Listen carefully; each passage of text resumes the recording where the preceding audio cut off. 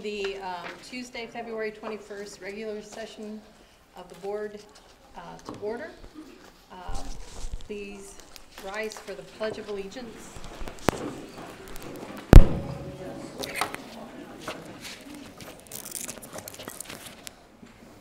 I pledge allegiance to the flag of the United States of America and to the republic for which it stands, one nation, under God, indivisible, with liberty and justice for all. Call the roll, please. Mr. McInnes? Here. Mr. Ratliff? Here. Mr. Weidling? Here. Ms. Dyer? Here. Ms. McKay? Here. All right. We come now to the superintendent's report. And at this time, we'd like to have the art students come up. Thank you, President McKay. As a reminder, I just want to say our mission is to inspire a community of achievement. And to that end, as you pointed out, hopefully the students are here. I know some of them replied to our invitation. They're here. I'd like to have McKay Blackford.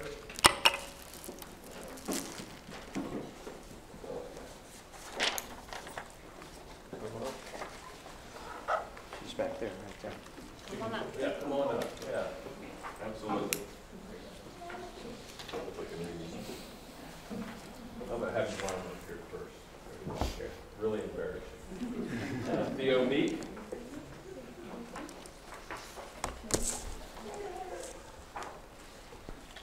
Destiny Brown.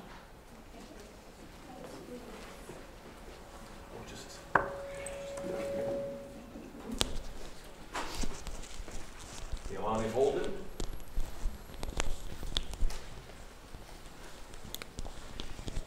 How do we go, Hank? That's all right. It's a little embarrassing. Aviana Redmond. Great. And I'd like to have Mr. Dan Miller and Mr. Adam.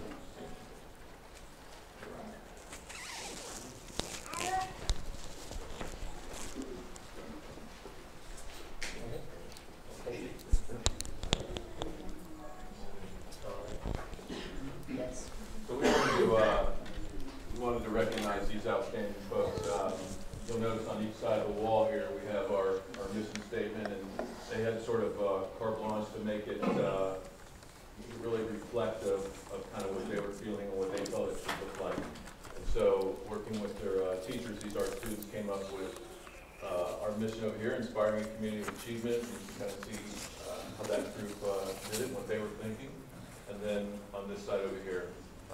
So I wanted to recognize them as they put in a lot of time and effort into this, and I wanted to extend our appreciation not only from the school district, but also the communities that we've been around while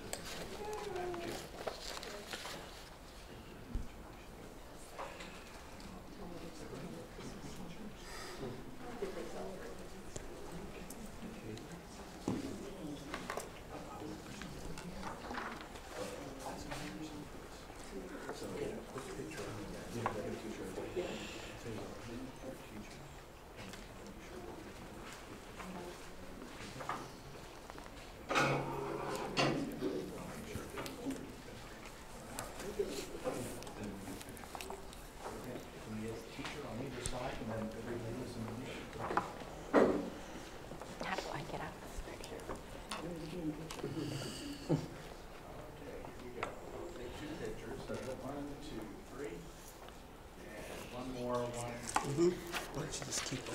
Thank you. I got more.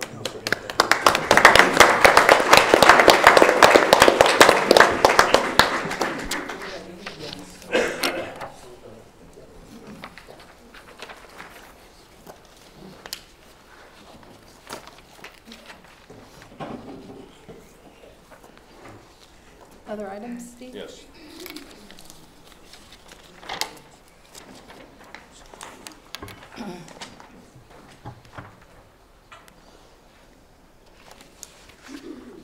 Next, I'd actually like to have President McKay come forward. What?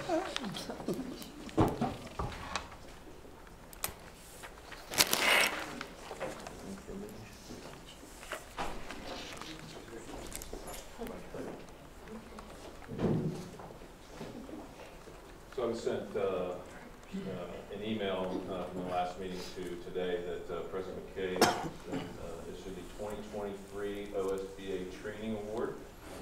The Training Award is given out to folks that have done service, training, aptitude, and recognition through OSBA.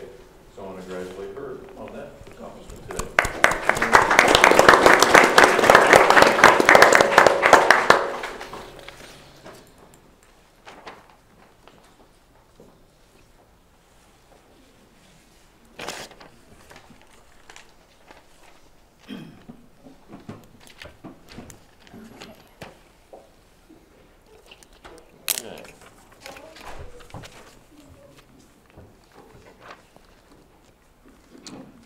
The next item, Madam President, is I think it's necessary for me to comment on a flyer that was distributed to our school community since our last board meeting and in the last couple of weeks.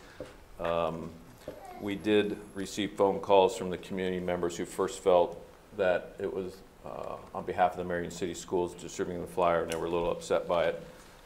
So we had to then, and I want to now, like we did then, reinforce that the Marion City Schools had nothing to do with the flyer. While it might have felt intrusive to some folks at the time, groups like this are free to distribute material as long as it's not done on school property. I want to assure the community when we develop curriculum, it is not done in isolation, nor is it done without guidance. I think, and many of you have been involved in curriculum development, is that we use staff committees, we use state standards and guidelines when developing and producing our curriculums. Furthermore, once adopted, we use a similar process in researching and purchasing the materials that will be associated to deliver such instruction. I think when you look at our curriculum department, you'll see that they have a vast knowledge and experience in regards to this with the curriculum, and we're always open for input. I think also what's important is that the district does have policy, board policy, which follows processes and procedures for parents or community members who want to inquire about items being used as part of curriculum instruction or assessment. So I want to reassure our community of that as it relates to the flyer that was distributed.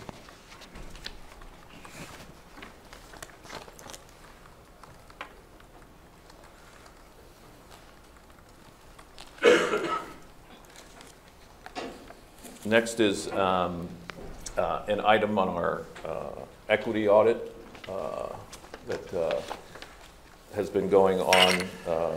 Essentially, it was approved last year before the start of the school year. For full transparency, we had some missteps in the survey, did not communicate appropriately to our community. Namely, what had occurred is we have a board policy about parents who wish to opt out of surveys or instructional materials with a group of students that opt out did not go out until after the fact, which obviously is a concern to us.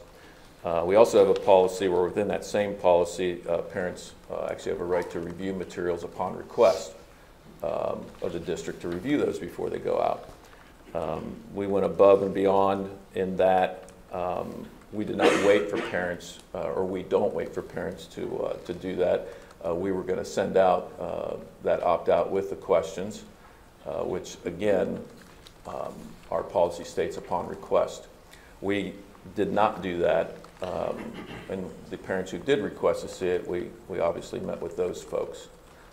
We did receive some phone calls from parents about the survey as far as the opt-out and associated questions, and we apologized, frankly, for the lack of communication and oversight. We've met internally about that process and what led to that, and reminded folks of what our policy, does state to prevent that in the future. So we've dealt with those individual folks.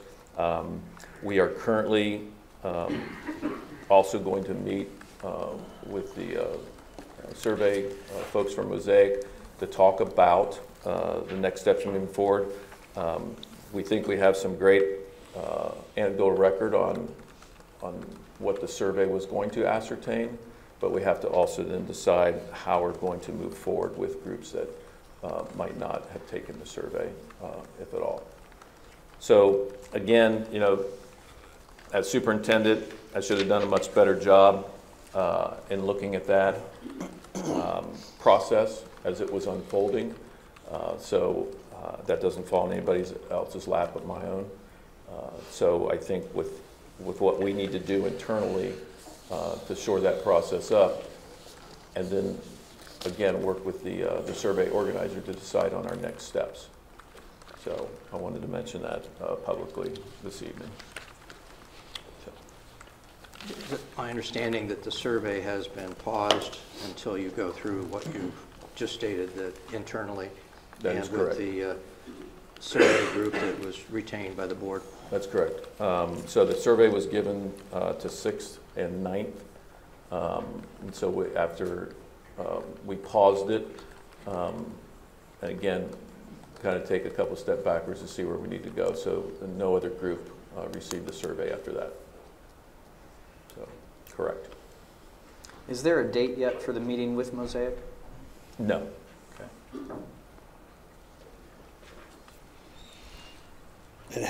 We have our normal meeting next week, Tuesday, which we would bring some of these items up. But this specifically, we think we need a longer meeting for, quite honestly, with some of the feedback that we also want to provide them. So, yeah. For me, I mean, receiving your email, first of all, very troubling, but it was probably the single most or the biggest piece of leadership that I have had, because in your email, you take responsibility, you step up to the plate, accountability and so forth, which is what I'm wanting to see throughout our district. So that being said, I really commend you for the email and what you're even saying tonight. But I'm very troubled about how this went down, and I think you expressed that same sentiments in your email, okay? I guess my questions are, how does a parent know, because you had even said upon their request, how does a parent know to request to see something if they don't even know what's going on? You know what I mean? Correct. So if our policy states that, a parent doesn't know that their kid is going to be surveyed, and then the kid gets the survey and then comes home and tells the parent. So the parent can't request, you know what I mean? Mm-hmm. So yep. This is like something that's going to repeat itself under our current system. Mm-hmm. You know what I mean? No, great point, appreciate that. And I think that's one of the discussion points that we have to have also, is what does a true process and procedures look like when we deal with surveys, and frankly even curriculum, because you bring up a point in that sometimes parents don't know what they don't know either when a child goes into the class, let's say the first week or so of school, and they go into that history class, or they go into an ELA class, and maybe they're using a certain book or something. So the parents are, for the most part, are going to hear about that afterwards. It was the first week of school or first 2 weeks, and the child brings something home or brings something to the parent's attention. So a lot of times they're not going to know.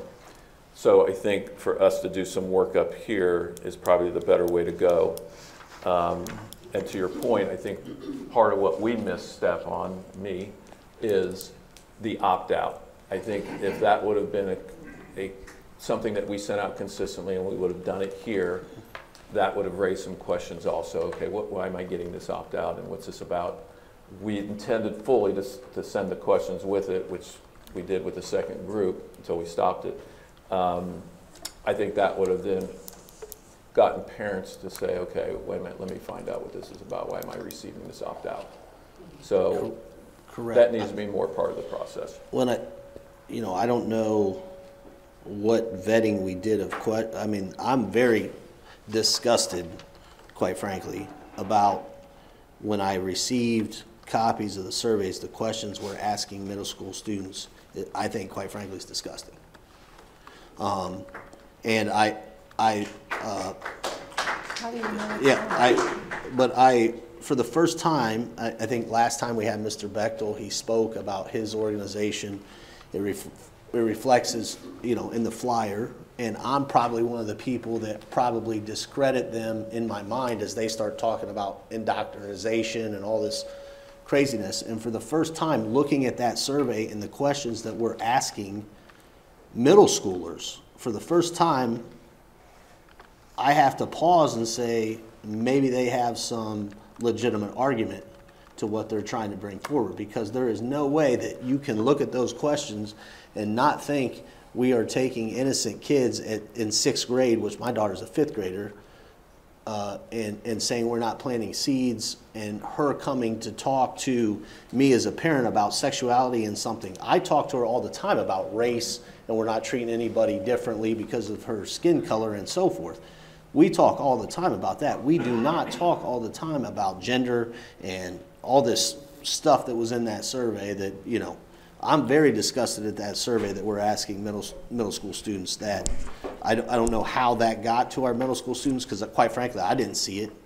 And some of those, so the public knows, some went to my own family members. I am deeply upset at that. And I like that you've halted that to try to investigate further. I like that you have stood up and said, hey, the buck stops with me, basically. I really appreciate that kind of leadership. We need more of that in this district, but I don't know where we go from here. I know I'd like to follow up after you have time to investigate what happened and talk to Mosaic and stuff, but I don't know what we're doing, quite frankly, in this equity audit. If this is, if this is how we're proceeding, I'm not, happy with this at all. Sure. And I guess I have a question for clarification too. 6th graders and 9th graders, correct? Correct. And then in the survey, it reads what grade are you currently in, but it was only 7 through 12. So are 6th graders technically a part? Do we know that answer or not? It was given the 6 and 9. The halted was the other group. Okay. And that's why I'm wondering, I guess, because it doesn't even include 6th graders here. So, and I had requested a copy or a sample survey questions on November 30th and never got them. And I don't know if it was just forgotten about or not, if they're just not made available ahead of time, but I got to agree with Mr. Ratliff that if I had known that, these questions had never been mentioned as part of when we were talking about the equity audit, and I think if that had been made known, that there would have been at least discussions concerning that. Again, we're talking 6th graders, talking 11, 12-year-olds. As you had said in your email, it wasn't defined. These kids, they don't even know what these terms mean, so how can they even answer concerning that? So, again, I appreciate the fact that we're looking into this. I appreciate the fact that it's been halted.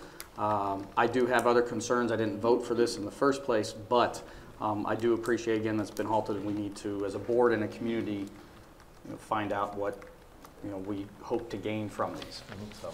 Yeah. It's one of those few times when I'm probably going to agree with Mr. Ratliff and Mr. Weigling a bit about some of the questions. I'm not saying all of them, but I saw it also for the first time in the last couple of days, and that's probably not the right procedure.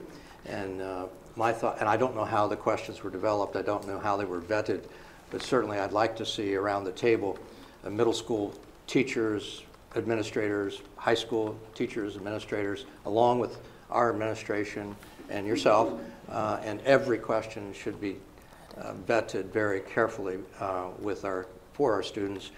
But I will say that it is incumbent on every board and the administration to gather as much information as we can from our students and our staff, because it's only then when we do have information that we can knock down some of those barriers to our students' learning. And that was the intent of the whole equity audit, was to find out what the barriers are to kids that are homeless, to kids that have socioeconomic situations which prevent them from having. It's not just about sexuality, it's not just about race, it's about all sorts of kids from all walks of life. And so I think the intent was the right one, and I agree with you that we probably failed in the implementation of that, and I agree with the others as well that I'm glad you're going back and taking a second look at that, and those questions should be vetted very, very carefully. Okay, thank you. No, appreciate it. Well, we're on the same page on this, believe me, so, thank you.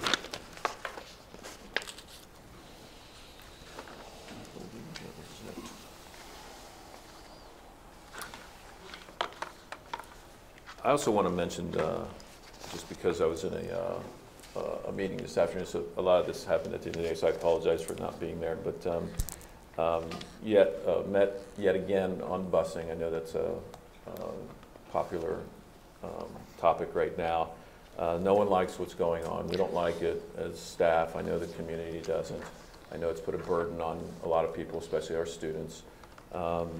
So, you know, with the exiting of our current transportation supervisor and the one just coming on now, what we did this afternoon is we met for about 3 hours with the previous transportation supervisor at this point to come in and give us a fresh set of eyes on things, along with the current, if he's approved tonight, transportation supervisor, to look at our routes again and to hopefully come up with scenarios that maybe better work for our community.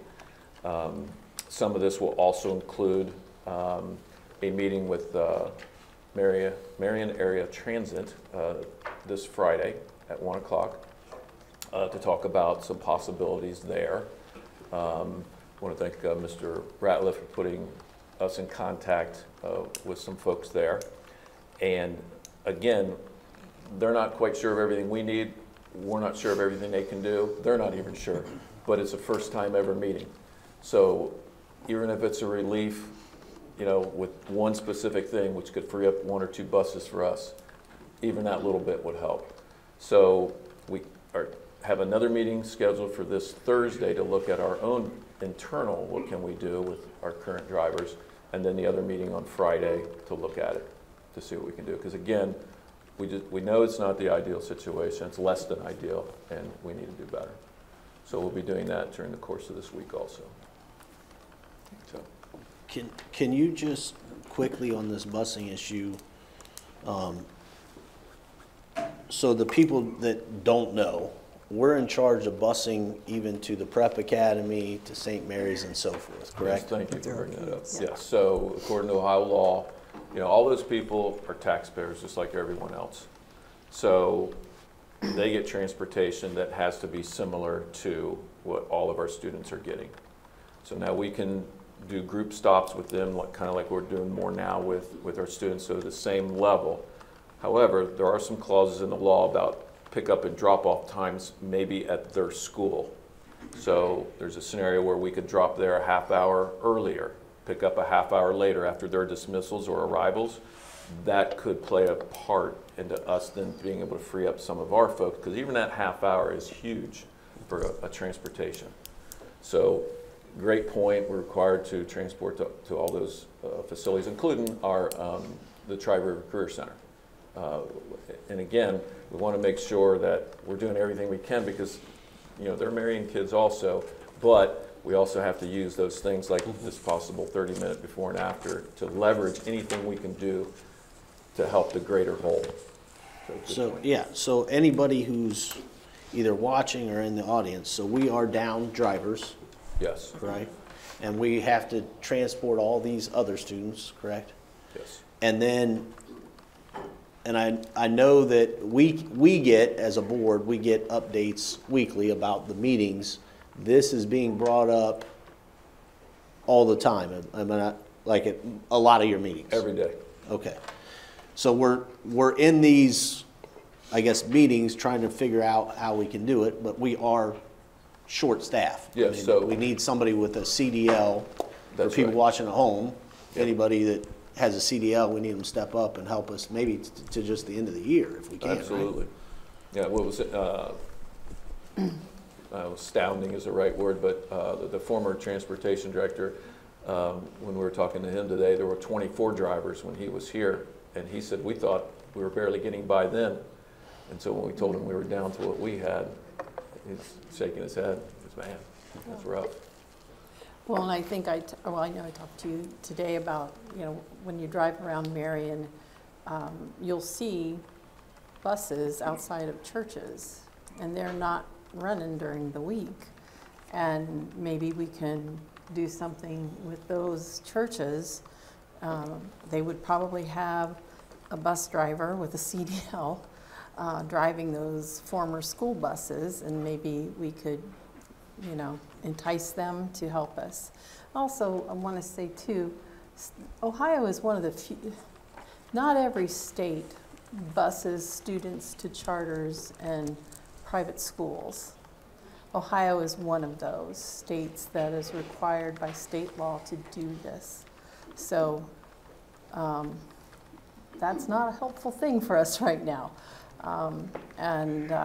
It hurts us a lot because we're transporting all these kids, and that interrupts the routes that we could be driving our kids that are in our buildings. That's just my philosophy on that. I think it's important that people understand that we know it's a problem. Absolutely. Right? And that we're working hard at solving the problem, even trying to meet with the city to fill gaps, right? I guess the last thing is, how are we doing on the communication to the public, meaning, for instance, I believe we know that we're going to be short this week, right? And I think a call went out today at 4:15 or so, about tomorrow. But is there any way that we can, and I don't know the process that you guys are going through to figure out which schedule we're going to be on what day, the A, B schedules. But is there any way that we can, like for today, it went out at 4 for just tomorrow. Is there any way we could have, or that we can, if we know we're going to have to do it for the remaining week, because that's what I understand, at least for the remaining of this week, that we can basically tell them as soon as possible, hey, the rest of the week's going to go A, B, or whatever that sequence is, so people are getting their notifications as soon as we know what they're going to be, or maybe plan, because we know that this problem is obviously not going away anytime soon for us. Is there any way we can work on? Absolutely. Because I hate hearing from the public, and we hear this all the time, but I hate hearing, hey, they told me at the last minute, so I got to find a sitter or whatever, because, and Sure. There's been some flexibility at schools being able to drop them off, correct? Correct. So they can bring them at the normal time. I think we sent that out as well, Yes. if they need it.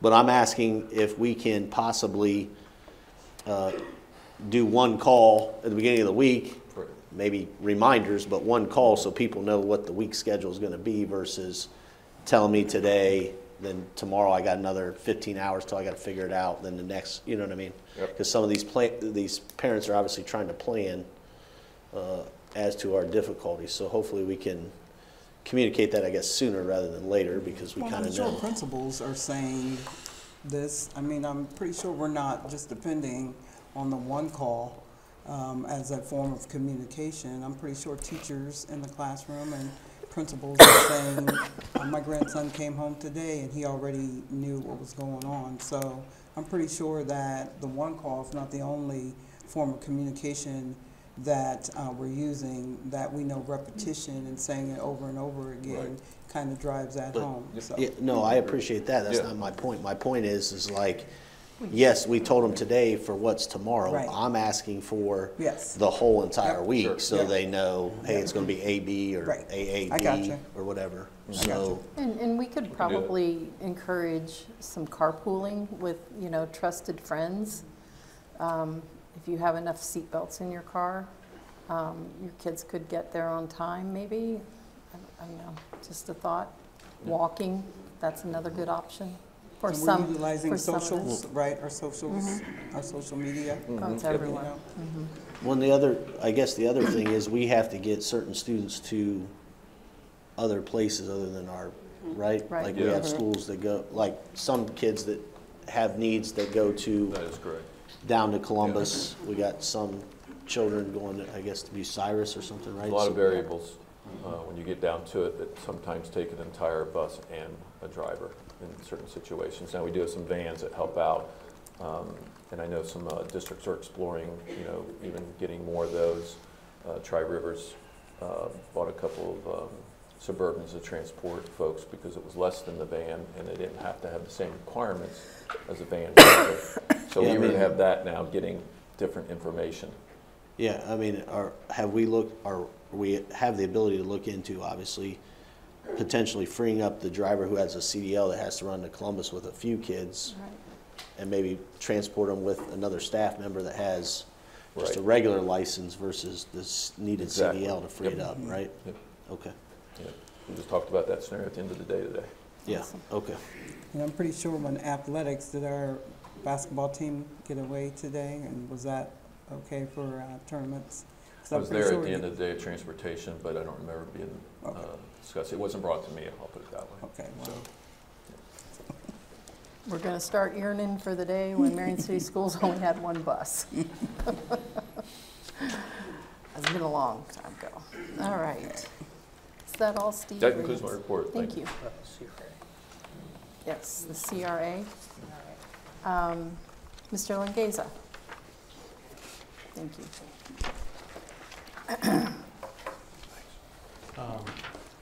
Thanks. Ken Langeza, I'm the former Director of Regional Planning for the city and the county, and did a lot of economic development. Right now, I'm semi-retired, but I still do the economic development programs for the city and the county.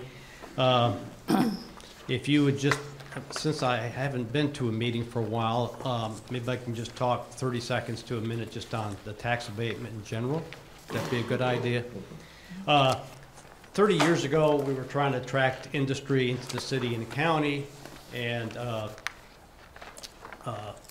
met with the county commissioners and the mayor and city council, and we felt we had to offer tax abatements to be competitive with other communities for industry and commerce, specifically downtown Marion, and then for industries in the city and outside the city. At that time, one of the county commissioners, John Watkins, had a school background, and the mayor was Dr. Robert S. Brown, who was a former Marion City school superintendent. So the first thing we did was meet before the city or county passed anything. We met with all the school district superintendents for the whole county and came up with a strategy that we would have enterprise zones where they were, that particular tool, and I won't go into all the details because that would take a while, and community reinvestment areas. And the goal would be not to outbid other communities on tax abatements, but to be in the game and do stuff that made economic sense and keep always get something for the schools. Immediately, even if it's only a partial amount on industry, and that was the goal, and I think we've been pretty successful. We decided we would get that you could actually, and the CEO of one industry actually told me this, that it doesn't matter that as much if we get a 85% abatement instead of a 60% abatement. What matters most is how smooth the process is. Does the school district want us to come here? Does the county want us to come here? Does the city? And so that's what we've tried to do is keep the process, everybody working together as a team. So that was about 30 years ago, and that was set up. So what I want to talk about tonight was set up 20 years ago in the city of Marion for residential, not commercial or industrial. This is a community reinvestment area number 2. The first one was downtown. This would be around downtown in the older neighborhoods. We took older neighborhoods where the housing stock was mostly built in you know, the 1920s, 1930s, or older, and low-income areas where housing investment was discouraged. And I've passed out this to the members. This is the pictures of the current homes that are that are under abatement right now. How this was set up was that anybody that built a new home in this district would have 10 years of abatement on the value of that new home. They still have to pay the underlying taxes on the land. None of these take off taxes. This is all on new investment. And on remodeling, 5 years, if they spent more than $10,000, their taxes wouldn't go up because of the remodeling, but they still have to pay their existing taxes on the house and the land. This started in 2003. We have a whole list of properties. The second handout has a summary. Since 2003, we've gotten 34 new single-family homes. And I should go back to the second page, has a map. The area in black is the area where this original community reinvestment area was. And for the people in the audience, this was the near west side, a little bit of the southwest, and the north side, mostly south of Fairground. So this is mostly the older areas of town. And since then, we've got 34 homes, 32 in the city school district, 2 in Elgin, 18 new multifamily buildings with 94 units, remodeling 19 single-family big projects, and then 23 multifamily units. So we feel it's pretty successful. And again, this other handout has the pictures of the ones that are currently under either the 5-year or 10-year abatement. In other words, over half of the units that have taken advantage of this, the abatement's off, and they're paying their full taxes now. So in the past, the school board has supported this because they see this as an improvement to the tax base in Marion. Well, we're here tonight. This is from the Jobs and Economic Development Committee of Marion Council, City Council, to get your input. They have not voted on anything yet. We've had a meeting, but they have not voted on anything. To expand the area, and I've included a map that would now include Fair Park.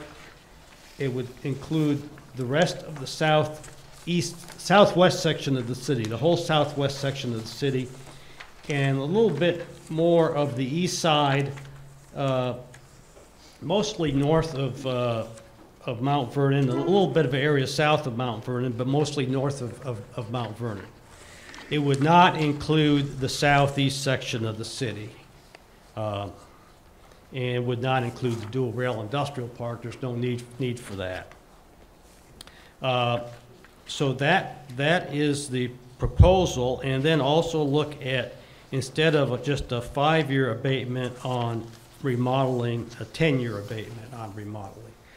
The state lets you go up to 15 years on these abatements. We've always felt that that wasn't necessary. There was one community near Columbus, I think it was Obetz I went to, they just put it on the whole community. I went one place, they got new houses going in. These houses would have went in anyways. This is not given, encouraging something that's difficult, and so it was kind of ridiculous. So we've tried to, that's what we're trying to avoid. We're trying to do something that makes economic sense. 2 alternate ideas. One idea would be to increase it to 12 years for both, and then one city councilman, not on the committee, would also like to see some building code requirements. I don't think that's going to. I think that should be a separate topic myself. I think so. At this, so it's at this point in time, we want to get any comments of the board members or any questions. And again, some people are more familiar with this. You've got so many different issues you have to deal with that not everybody might understand what we're trying to do. So no question is stupid. Ken, if a building exists, a house exists, and someone wants to tear it down, and we're getting some taxes off of even that old structure that's there, and they replace it with a new home, their abatement is total on the new home, and we would lose on that old structure if it's torn down. Yeah, you would lose on that. The thing is, I mean, these ones that are being tore down, what's really the value? Right, right. You know, I mean, and again, you could say, well, we're going to collect maybe 1 or 2 years. Most of those are delinquent anyways. Mm-hmm. So, I mean, you've got to look to the future. What's going to be your future, like some of these new homes on Woodrow and Congress, where the school used to be. I mean, heck, these are going to be paying taxes for years. Mm-hmm. And some of the apartment buildings, like where the Pearl Street School was, and on Decatur, on North Prospect, on Owen Street. Nobody else has invested on Owen Street. There's very little investment in that area, but the new apartments that were built, the number, and I don't think that's even. I think they're off now. I think they're paying their. Yep, they're paying their full taxes now. So that's you're collecting on that. One of the things I've noticed is a lot of the houses are, and I used to be on the board, habitat houses. Yeah. And so it seems like a lot of the new construction is habitat homes. And I know that they build to state standards because we don't have any building codes here in Marion, Right. other than for water and something else. Not much. Yeah, just plumbing, right. So I guess I'm always concerned when I see new construction going up, because I know we don't have building codes in Marion, that they're going to catch fire, or they're going to be decrepit in a few years because of poor construction and so forth. So, I mean, personally, I've been a proponent of building codes probably since 2002, when League of Women Voters and Nancy Sitterly tried to get, and we had them for a while. Yeah.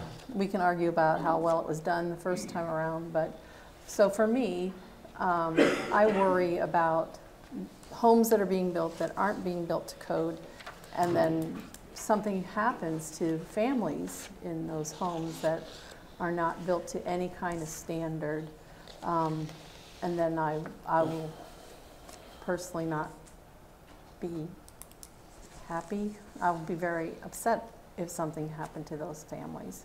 So that's just been my take on abatements and building codes. It says something about our community that, you know, Habitat is out there building all these new homes, and I commend them for that, and I commend them for building to a state standard as well.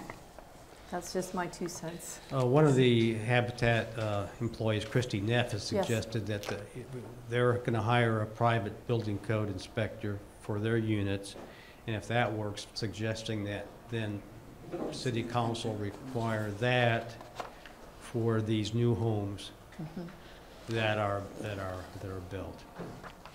Great. We certainly have a shortage of good quality homes for a lot of folks in these Yeah. areas that you're talking about here. So this would help that too. Yeah. But would renters, does a person who remodels or builds a home have to live in it or as the owner, or can they rent it after? No, it can be rented. No, these can be rentals too. Just like the apartments. Just like the apartments, right. Right, and some of those apartments are pretty good deals,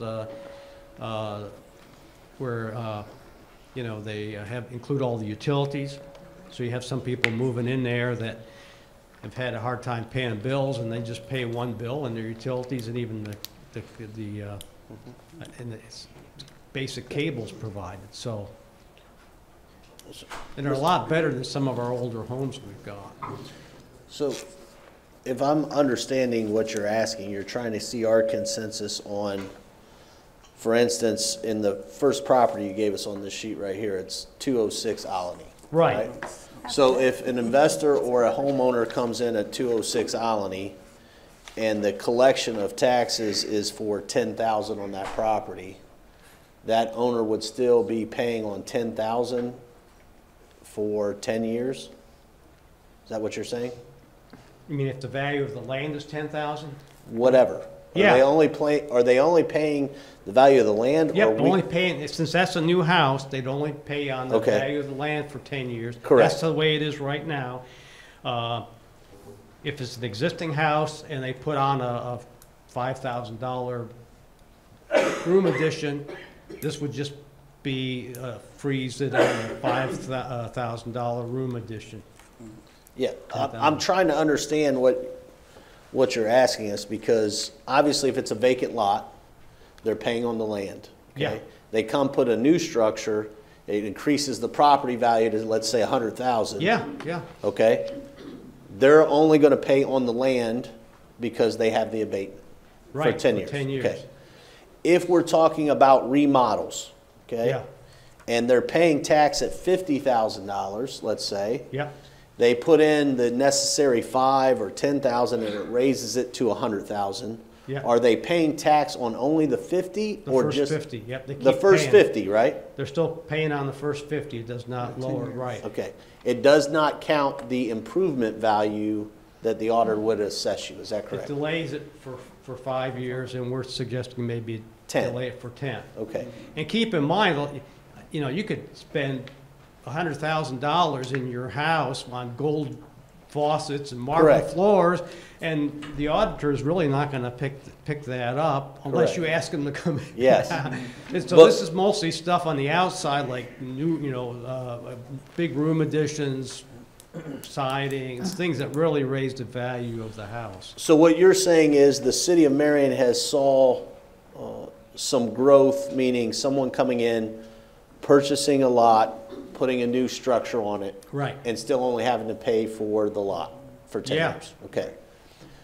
But if someone would remodel, for instance, improve the property value, they still are paying what they were normally paying before they started the remodel. Yeah, They're just not getting docked for that extra bit that Right. they improved, correct? yep.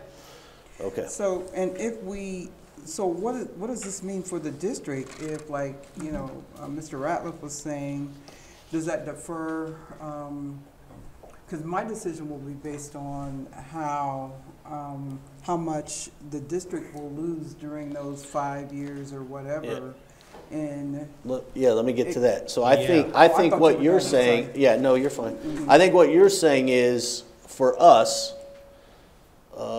if we are fine with this and city council eventually passes it, we're gonna not lose anything, but 10 years from now, any property that has improved itself will raise the tax value that we'll get.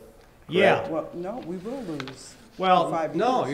you're not really, the We'll- Illinois we'll- example would be Ted's, where somebody has a house that's fallen apart and they're still paying, and they tear that down. That's the only case where you actually lose. No, but what I'm saying is our current let's say we collect on all the properties that are currently in Marion, let's say we're collecting X number of dollars, which would be, in this case, let's say $1 million.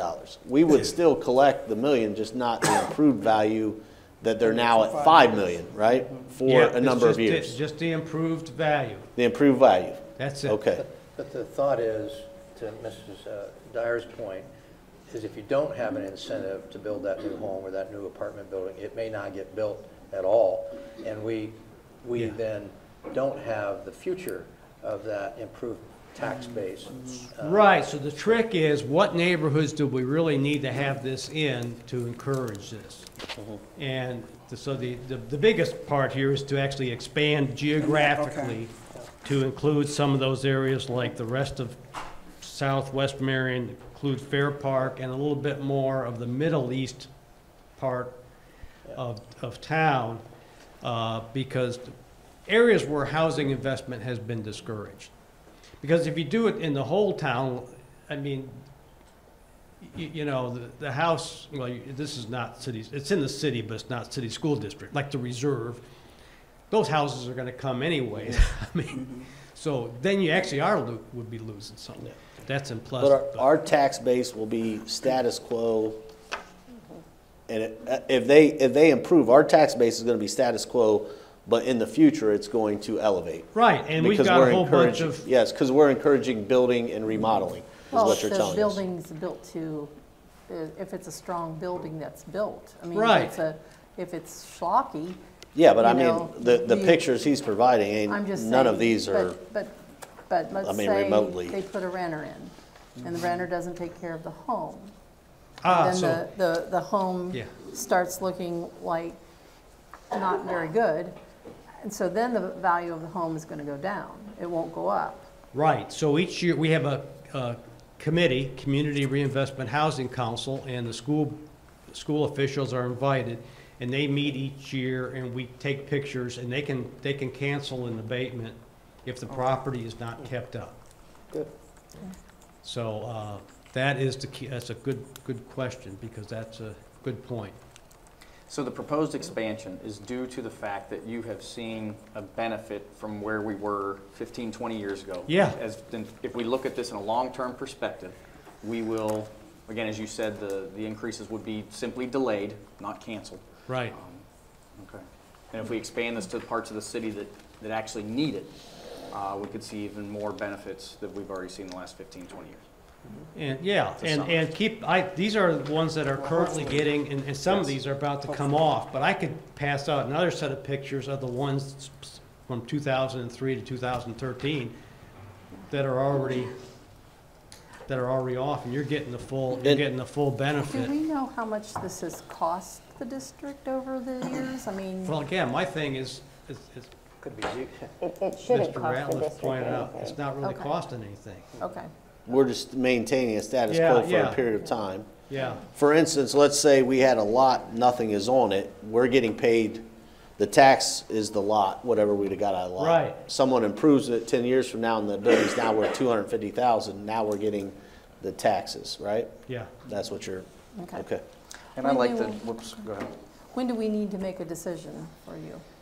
You know, I would probably appreciate it within a month. Okay. I like that you came to talk to us too, instead of just making the decision on your own too. And looking through the pictures, I know somebody who lived in one of the exact homes, and it was a rental.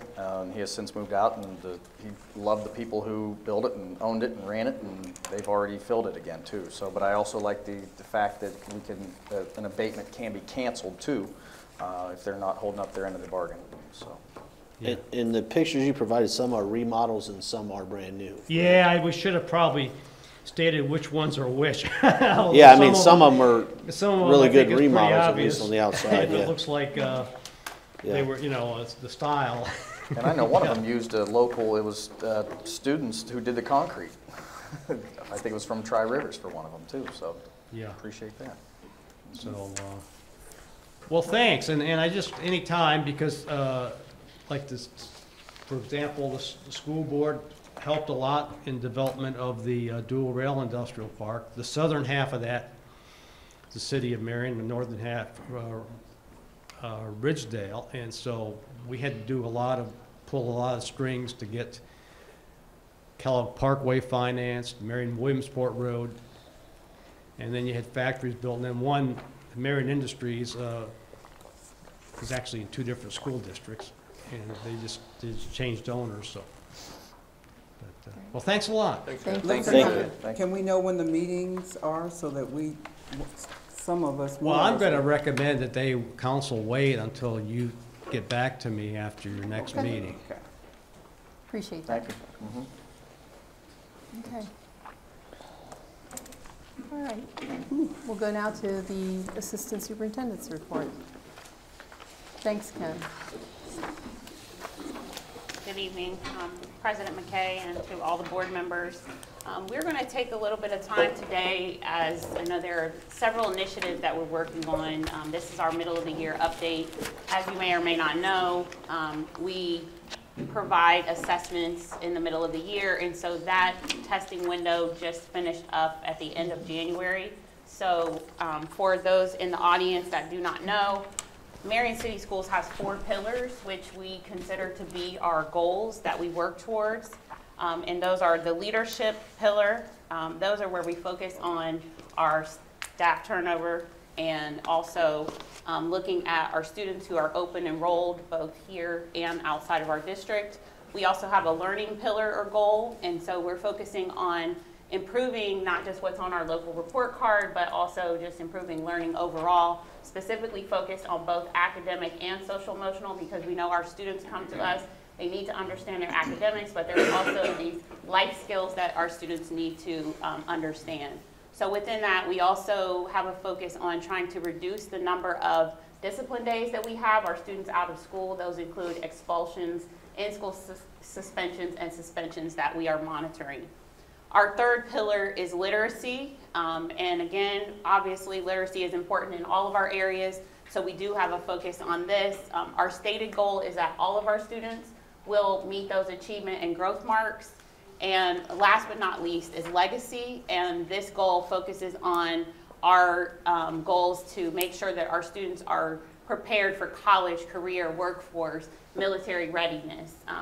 Really, we've had a lot of discussions about, what's really important is what our kids are going to be able to do once they graduate. So we're really getting them ready for that starting line, really, because the race is really once they leave us. They have lots of support, they have lots of things that we're offering them in Marion City Schools.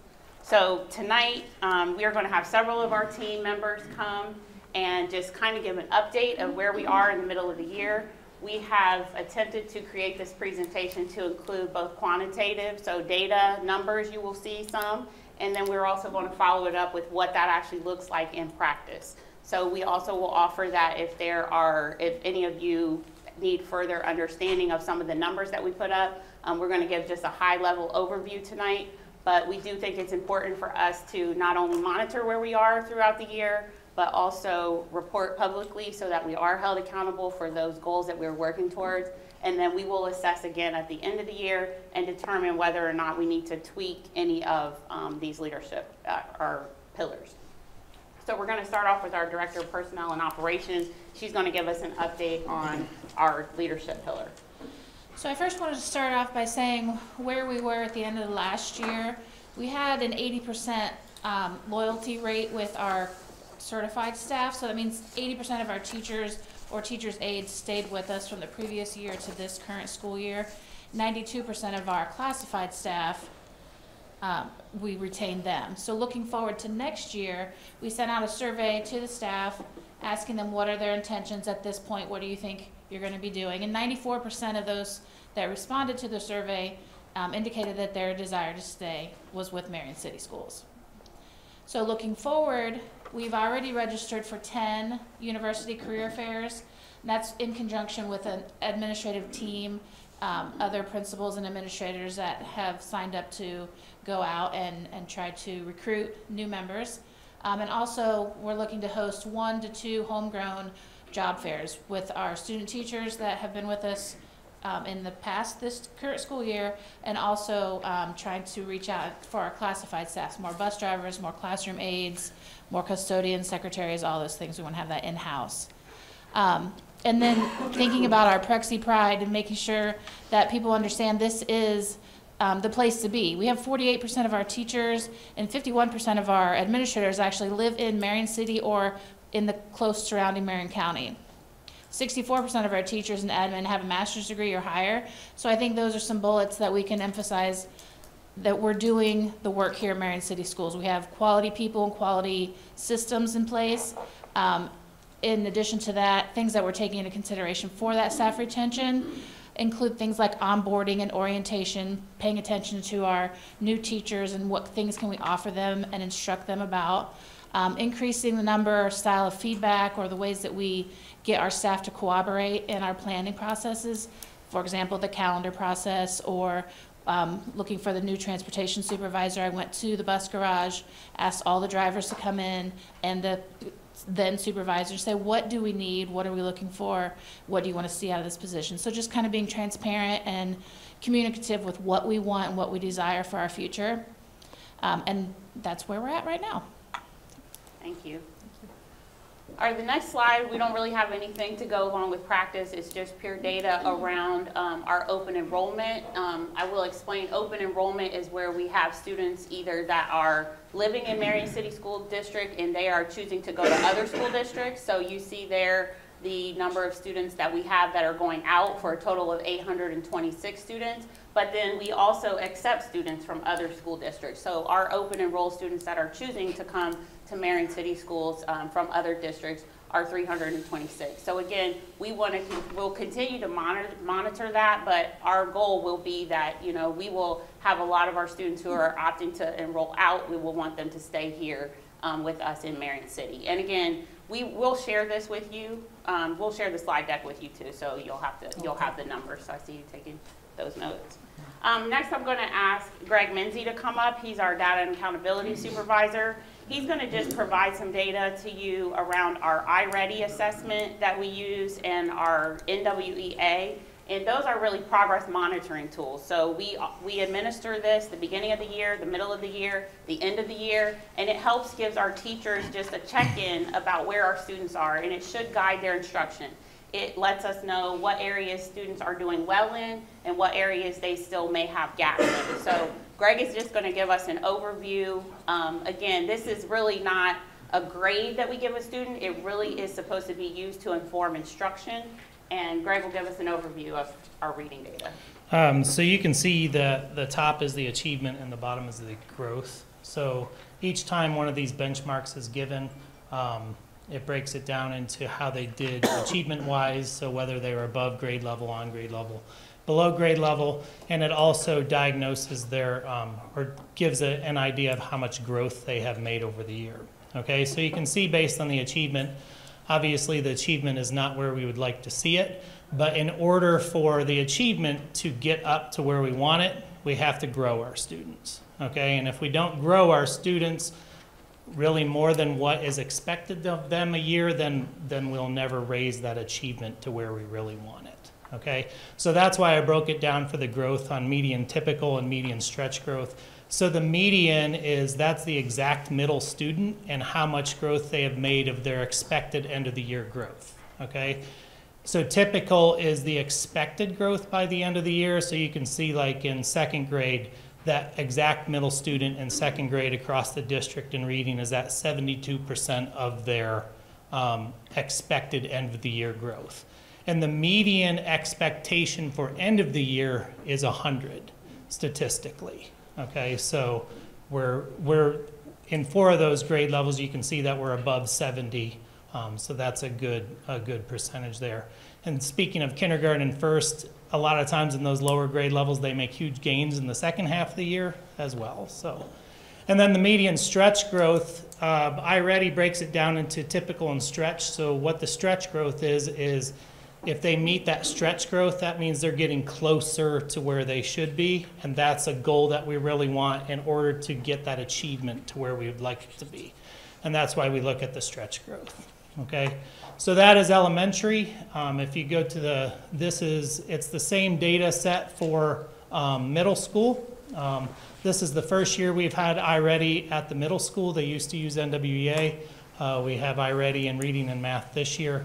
And you can see there, 7th grade is already at 110% of that typical growth. And 8th grade is above the 70 as well.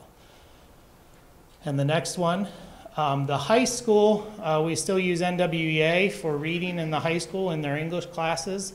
And the achievement piece of this one is that top line, the median achievement percentile. So that's the percentile based on where they score in the norms compared to every student who has taken it in the studies. And 50th would be the norm that you would shoot for. So you can see we're a little below in all of the grade levels there. But our average RIT point growth, you can see it's 1.6 and over 3 in the other grade levels, and the average expected growth at mid-year is 1.8. So again, in 3 of the grade levels, we're above the mid-year expected growth. And that bottom line is the percentage of students who actually met their mid-year growth. And again, statistically, if it was at 100%, the companies would reevaluate and raise those, because that's the way it works. And so, again, that's just a high level. We have all this data, by subgroups, all that kind of stuff available to us that we look at as a district and as buildings. So next up is Krista to give some CKLA updates, and then I'll be back for math.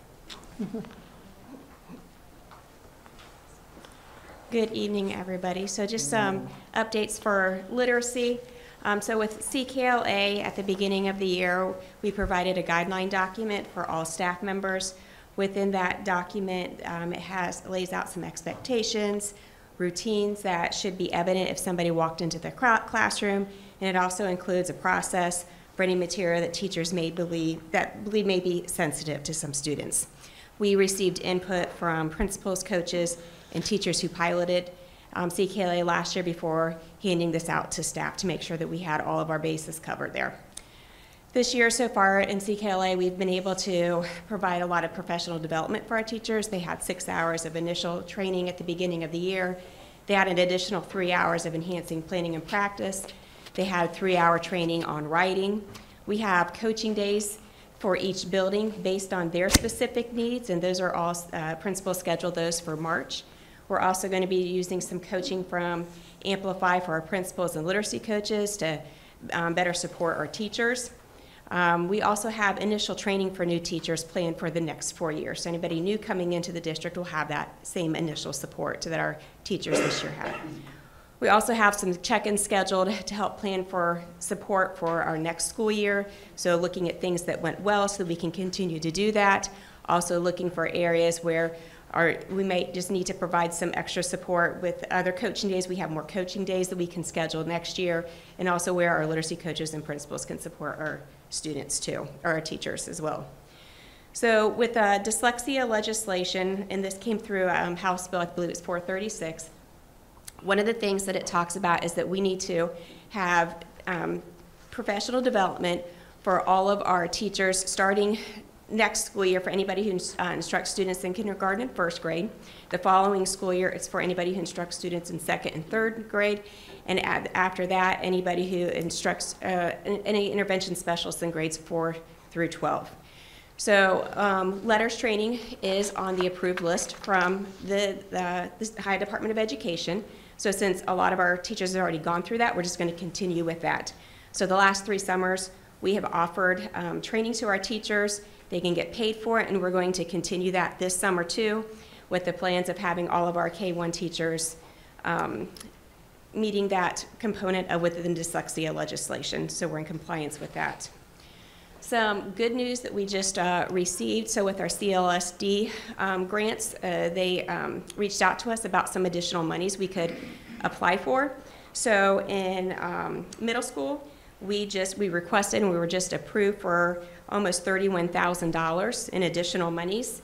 With that, we are working with a company called Keys to Literacy, and we will be getting writing in the content areas, PD, for our middle school teachers, and we also may be able to get some of our high school teachers involved with that training as well too. So that will be 2 days of professional development for our teachers, and we are also able to get 3 days of implementation coaching too. So they don't get just the PD, we can work with them on implementing what they've learned. So today we just submitted a proposal for our birth to K area within the CLSD, and we're requesting just a little over $18,000 for that. With that, we would be able to provide some professional development and coaching on speech and language for our preschool teachers to help with that Tier 1 instruction, just to kind of reduce the number of students who are being referred for speech and language services. We also implemented the PELI this year, which is the preschool early literacy indicators. And with what we're finding out from the PELI, we would be able to get some additional Tier 2 materials to help support our teachers and students with those early literacy indicators. And Greg will be back with some math updates.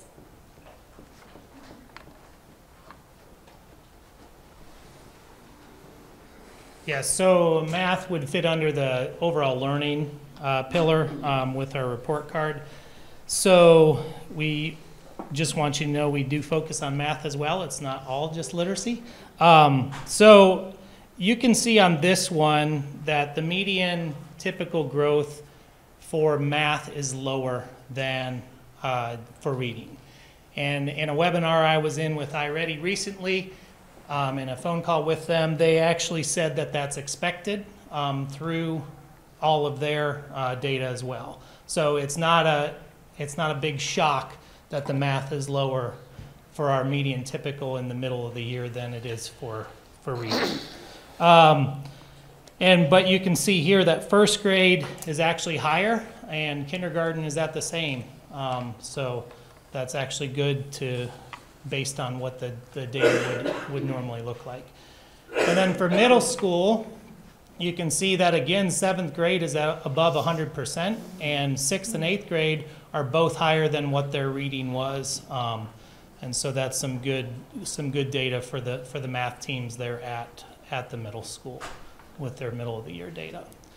And then at the high school, for the math department, they don't use NWEA at the high school, but they pay very close attention to their ALEX data. ALEX is one of the programs that they use in the math department. And so you can see here that the beginning of the year PI percentage, the PI percentage is how many topics they have mastered in the particular courses. So you can see the overall school total and then each one of those different courses, Algebra 2, for example. But something that the math department chair wanted me to share was that they have 56 classes that have been completed by kids in the Excel program, the blended program, and as remediation courses. And that's the highest that's been in the last 3 years. So that's something that they've been really working hard on in the math department at the high school. And actually those percentages for middle of the year would actually be a little higher, but all those kids who have passed some of those classes aren't even included in that data. So that would put that even higher. So that is some of the math data for middle of the year. And next up is Hold on Lisa. one second. Can you Yes. answer a couple questions on the elementary? Can we go back? Yeah. Are you going forward? I don't know how to go back. There we go. Sorry.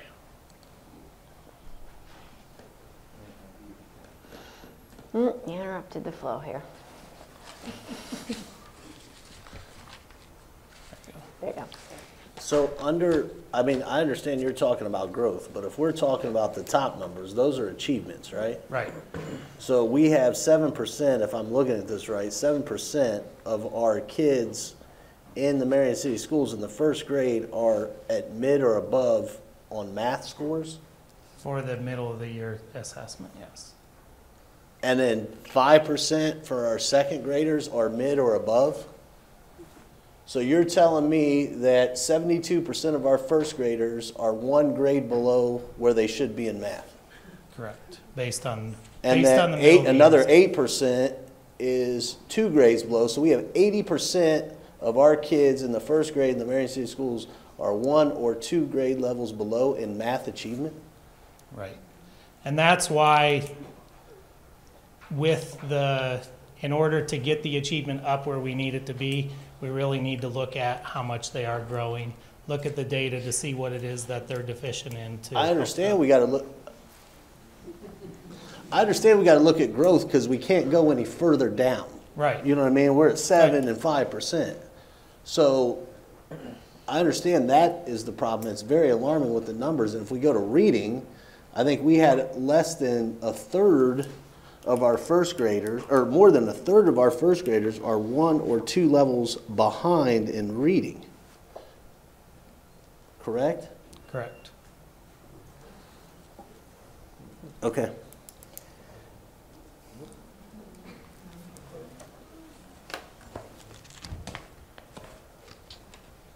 I'm sure it wouldn't be a revolutionary idea, and I'm sure the discussion has been had.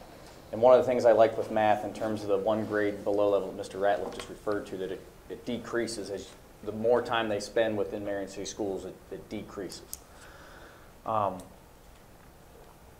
In terms of us as a board, as a district, finding out what are, and again, I know this conversation has been had dozens of times, maybe even today. What are those roadblocks that have us so low? And some people already have answers in their head. They got 10 of them right now as soon as I ask the question. I guess my question, though, is what are we doing to overcome those obstacles? And I know we can say, well, this is a statewide problem. This is not just Marion, and we know that. We've got many of the same problems that other people do. But I want to make sure that we are making a concerted effort, and I guess I would want to know, what do the experts think? What do the teachers think? What do the reading coaches think and the math teachers? What is holding us back? And is there something that we can do to help that we are not doing to help? And I'm a huge fan of kind of a town hall meeting. Hey, what do we have to do?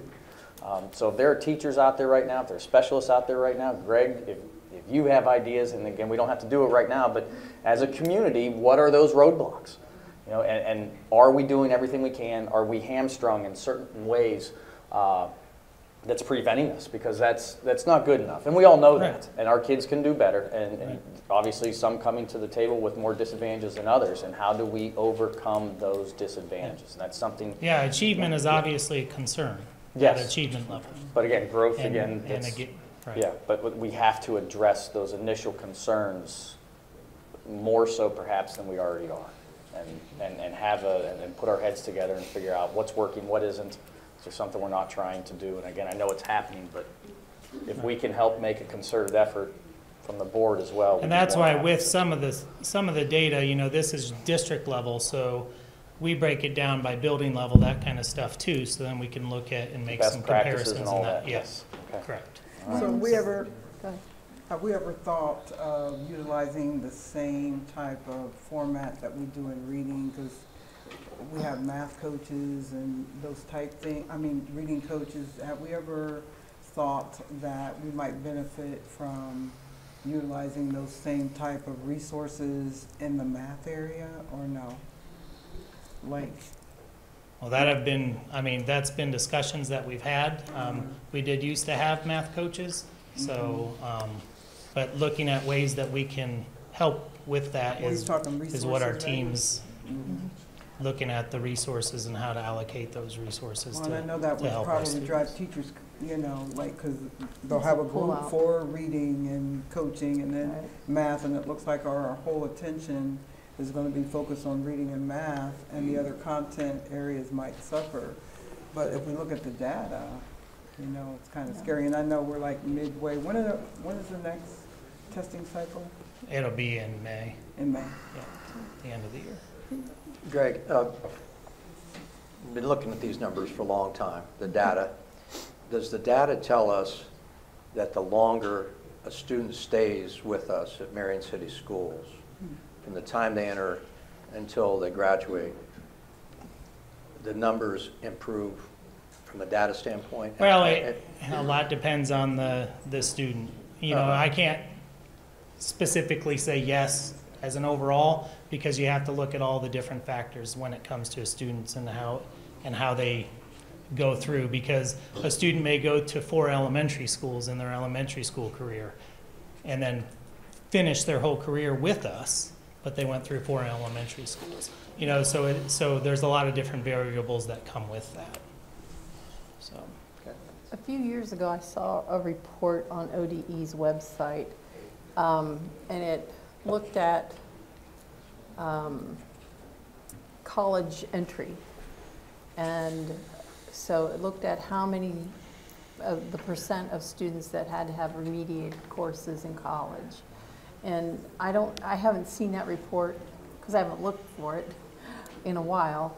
But I found it at the time pretty interesting that our remediation rates for math especially were not significantly lower than, say, Olentangy.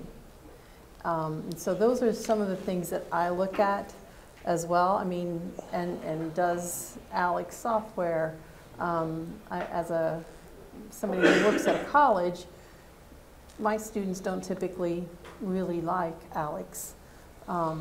They don't feel like there's teaching going on.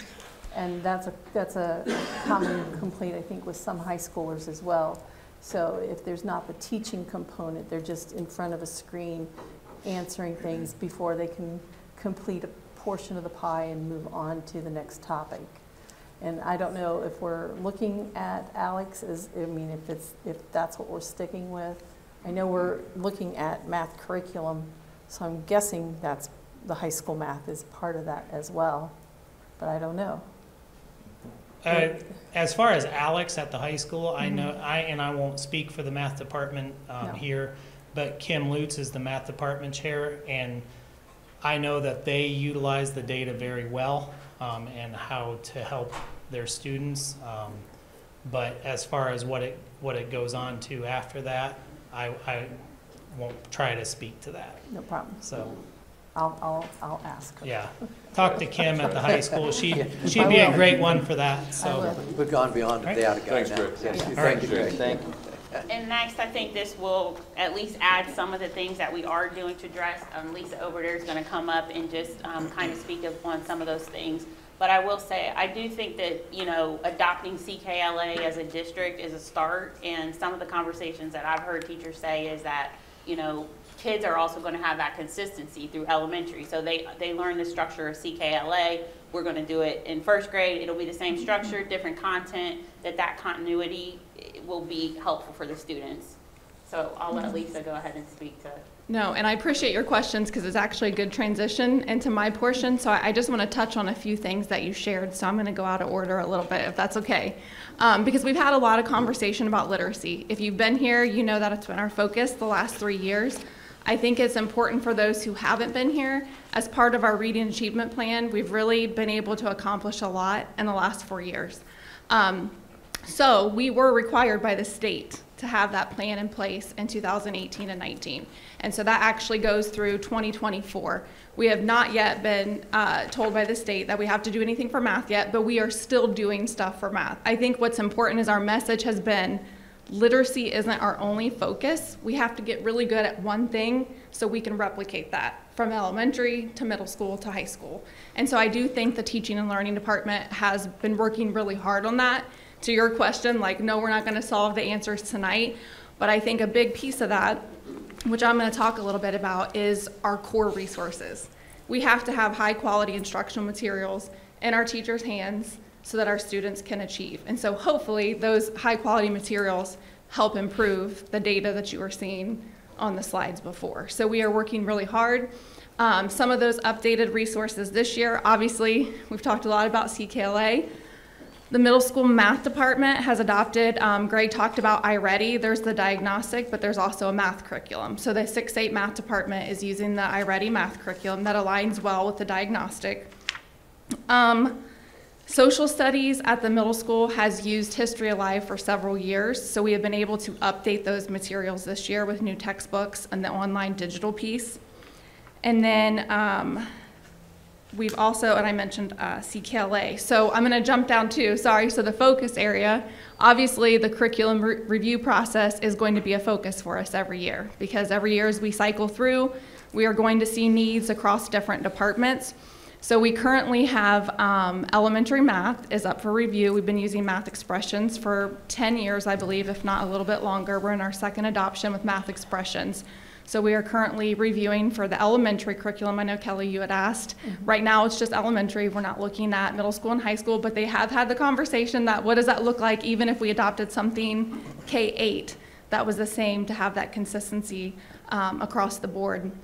We also have the middle school science department, which has not adopted a curriculum in probably 10 to 15 years. So they have been researching and are doing a great job with that process. I work closely with the department leads. And then at the high school, we are looking to adopt a textbook for African American studies. So those are current in place. It usually takes us about 5 to 6 months to research, review, have all of our meetings, and go through our process. So that's a focus and an achievement for us, which I think will be, like I said, reoccurring. Another huge achievement I know we talked about at the last State of the Schools is our summer and after school grants. So we think about improving that achievement. It goes beyond the school day. So we're looking at the summer and after school. So I listed a lot of our community partners up there because we would not be able to do the programs that we offer without them. Last summer, every summer we have a kindergarten camp to transition our kindergarten kiddos into school. We were able to extend it from 2 weeks to 4 weeks, and we're also going to be able to do that again this summer with the grant. At the middle school, we have a grant specifically that we're partnering with Marion Crawford Prevention Programs, and we've been able to add a Strengthening Families program, which we've had some great success with our families coming through that. So those grants have been great. We have one with MTC, and then what did I miss? The YMCA supports our summer programming. So the last thing I had to share was just, I think goes along too with our question about what are some of our answers. We have to have a really strong Tier 1 instruction, and that goes along with our high quality instructional materials. So we have to continue to work so that Tier 1 is strong, but then we also know we have Tier 2 and Tier 3 resources, as Krista mentioned, that we're focusing on with literacy across the board. What are some of those additional supports that we can get into the teacher's hands to help us close some of the gaps? So we're really looking at those multi-tiered systems of supports so that kids are getting their core and then they're getting layers in addition to that, because we know we have to close those gaps. Since CKLA was brought up, and this was, we all remember that from last year, and we've mentioned high quality instructional materials, and I'm not going to ask you right now for the specific answers for this. That wouldn't be fair. However, I personally would like an update just to bring back the concerns that I had. And this is literally from what I read just about a year ago, I guess. I was concerned about the supposed cuts in resources in terms of the price going down. I want to make, do we have enough resources right now? And again, I'll send you an email with this list. There was a reported lack of writing supplements, and I want to make sure that we do have what we need, and I think Krista's slide had alluded to some of that. Support from the company, and that was going to be remedied by professional development, which again I heard mentioned tonight. Also had a concern whether or not the materials that our students would be seeing and reading and using would show diversity, and that they would, as we said last time, see themselves in these books. And lastly, to make sure the appropriateness of the content, to make sure that there's nothing inappropriate that our kids will be reading. And again, we've already discussed some of that tonight. So I just wanted to let you know I'll be following up on this and don't want to do the gotcha moment tonight. But it is still a concern. And as you had mentioned, high quality instructional materials, I want to make sure that CKLA it delivered what was promised. Yes. So, the reading curriculum that we... It's core knowledge, language arts. Yeah. So, and I know that you're on curriculum. We meet tomorrow. Yes. So if you give her those questions, yes. You know, that's what I was going to say. We can definitely make sure those updates are embedded in our monthly curriculum committee meetings. Diversity meets tomorrow too. I don't know how you're going to do that. Oh, it's at 1:30. Okay. And just all the points you made, like that is outlined in our curriculum review process. So we make sure that we meet with the appropriate supervisors or staff members so we can go through, as we're looking through curriculums, that we are addressing all of those areas. I had the opportunity to observe John Axhelm's third grade class at Taft, and they were doing a unit on space and meteors and meteorites and meteoroids and atmosphere and Halley's Comet. And it was really fascinating how the kids were just so into it. And then there was a writing piece that she gave them 15 minutes to do. And then they discovered, the Halley's Comet goes by every 76 years. And then they determined that I would not be alive to see it the next time. So that was good. But it was just a fascinating thing. And I've been to a couple of the classrooms where they're actually using the CKLA. And the other piece I see is, and this is just, I think, good teaching, not necessarily CKLA. They're very interactive, and so the kids aren't just sitting there absorbing information. In Jonda's classroom, she, in the middle of her lesson, she just had them stand up and touch something red. It had nothing to do with space, but it had a lot to do with noticing that some of the kids were getting a little antsy, give them a quick break, and they sat back down and they were attentive and ready to work. So I really enjoy when I get to the chance to see these lessons in action and to see really what our teachers are doing. And they're so creative, and those kids are so on task. I just encourage you to, you know, find a classroom that you want to observe and ask the teacher if there's a good time to see a CKLA lesson, so that way you can see how much these kids are really learning. I appreciate you for sharing that, because the teachers, the level of engagement, and the teachers have done a great job with like some of the projects that they're doing at the end. And I know our communication supervisor, if you haven't had a chance to see some of the videos they're putting out on social media, but he is working with Krista and the teachers so we can capture some of those moments for people who might not be able to see it. But the engagement levels are pretty awesome to see with the teachers and kids. I've never seen anything like it. And, my children certainly didn't get that advantage. Okay. So moving on to the other side of learning, which will be our social emotional. These are our discipline data from the first semester, so that actually ended in December. So again, we presented this earlier at the beginning of the year, but here you have our in-school suspensions. And as we've stated, we don't have in-school suspension as an option right now at our elementary schools, which is why you see 0. And then you see the number of in-school suspensions compared to the number of students who have received those in-school suspensions. And then the very last column is the total percent of the overall student body that's actually received an in-school suspension. Next, we have our out-of-school suspensions, and you can see the data there. Again, we, as Greg said earlier, this is just overall high-level, district-level data, but we also have access to look at who these students are they from different student groups, and then we're having those conversations at the building level with those building leadership teams and principals. And last but not least, our expulsions, we still remain less than 5. So again, we don't post that number just to protect the confidentiality of any of those students that have been expelled.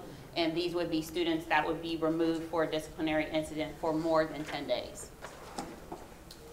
So I've asked Kaylin Bash to just kind of come up, and she's our district ESP.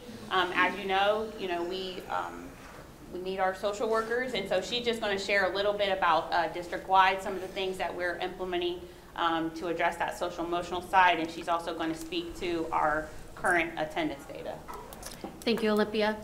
PACS and PBIS are still being implemented and discussed in all of our buildings. We have school counselors at the high school and the middle school.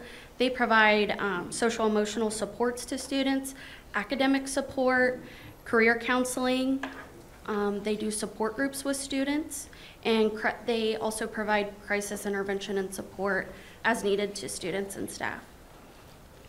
Our building ESPs, we have an education support provider in every building. They provide one-on-one support for students in need.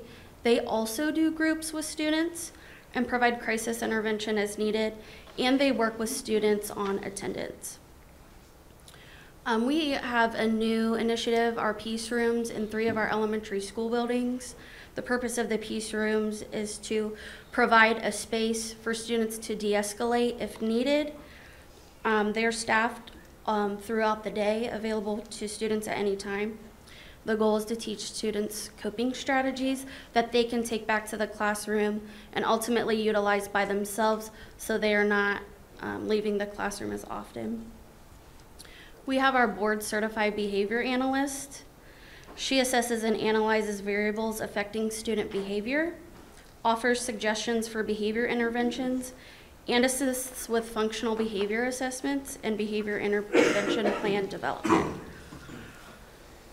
As the district ESB, my role provides a little bit more flexibility than the building ESPs because I'm not tied to a building. So I can provide a little bit more in-depth support to our families and act as a liaison for our families with community partners. I can attend community meetings with families, and I can also provide and have provided coaching and support to school staff as needed. The district also has a McKinney-Vento coordinator that provides support to our students experiencing homelessness.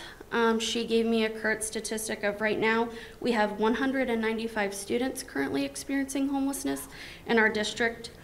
Some of the things she does is provide our students and families with clothing. She has a resource room that's stocked with personal hygiene items. She also helps connect our families to community supports for things like food, and also works with our shelters in town to help get families the supports that they need. Did you say 195 students? 195 students. She gave me that number today. Do you know how many families that is? I do not. Okay, thank you. We still have our school-based mental health interventions with our community partners, and we currently have an SEL committee focused on strengthening SEL standards and implementation in the district. How many board-certified behavior analysts do we have? Is it just one for the whole district? That is my understanding, yes. Gotcha.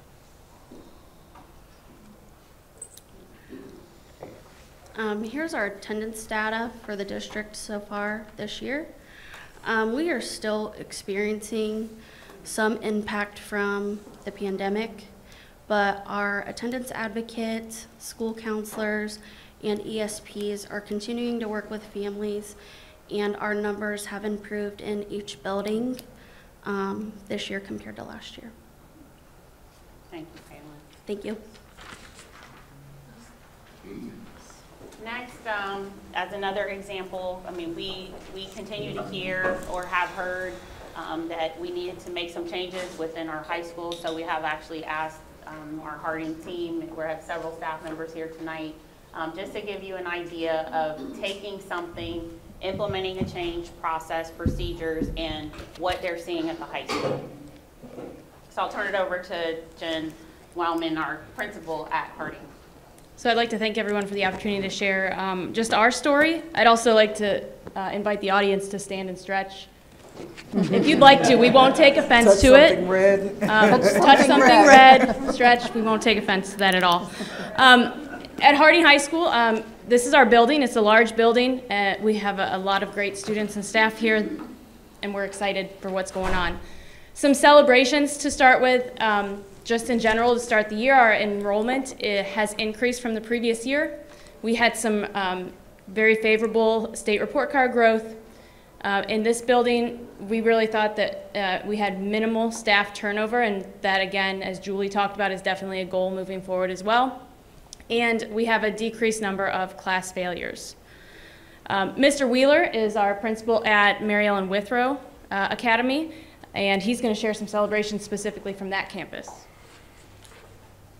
So the Withrow campus is housed on the other side of town. It's a small alternative campus from the high school. Alternative as in another location, not alternative as in a negative. We have actually increased our enrollment. We actually have had 8 new students the second semester. Actually a 9th and maybe a 10th one coming in the next week. Our daily attendance is much improved over previous years. My teachers basically said we're triple the number of kids coming daily that they were used last year. We have welding and construction programs. The welding program has 28 students currently, and the construction program has 24. We have a couple of kids that cross over, and they're in both programs, trying to get them as many certifications and skills before they go out into the workplace. Our construction program participated in a community service project down at Leaping Ministries, doing a drywall project for them to help our community. We've had students, I think we've had 20 kids certified already this year in welding, which allows them to go right out into the workforce and not have to get any additional training. So the difference between us and, say, Tri-Rivers is we allow freshmen and sophomores. We actually have 18 kids that are either freshmen or sophomores attending our campus currently, 6 freshmen and 12 sophomores. And as I said, we had multiple kids taking both programs, which it just gives them additional skills, and we're very proud of them and the work that they put in this year. Also on our Harding main campus here, we have multiple other CTE programs, career technical programs that would be similar to Tri-Rivers that our students can take advantage of. So we're very proud of those programs. Some of the challenges that you may have heard of, or they were brought to your attention, my attention, our teachers' attention. We have chronic attendance concerns. We had frequent partial day absences, so tardies to school. We had excessive hallway traffic. We had some real trouble in our restrooms with either vandalism or vaping. And we've had some trouble finding disciplinary options for our students. So when we do want to correct their behaviors, what's going to work? So these are the challenges we've worked to address just this year. Our trend data for Harding, which you'll hear from our team here in a moment, is going to hopefully show you the successes we've had, as well as the continuation of what we hope will be greater success in the coming semester and year. But number one at Harding High School, we hope that we will find every child, every student a pathway to graduation, whether that is enrollment in a college, enlistment, or employment when they graduate. And we are trying to do that by personalizing their learning.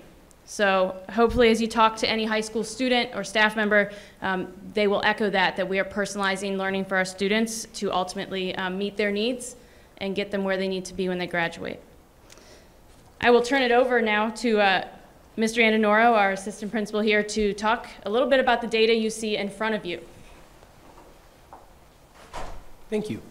So one of my roles is I pull data to guide some of our meetings and work with Jen to kind of form some talking points, look at trends. The first thing I want to cover really briefly is what an incident is.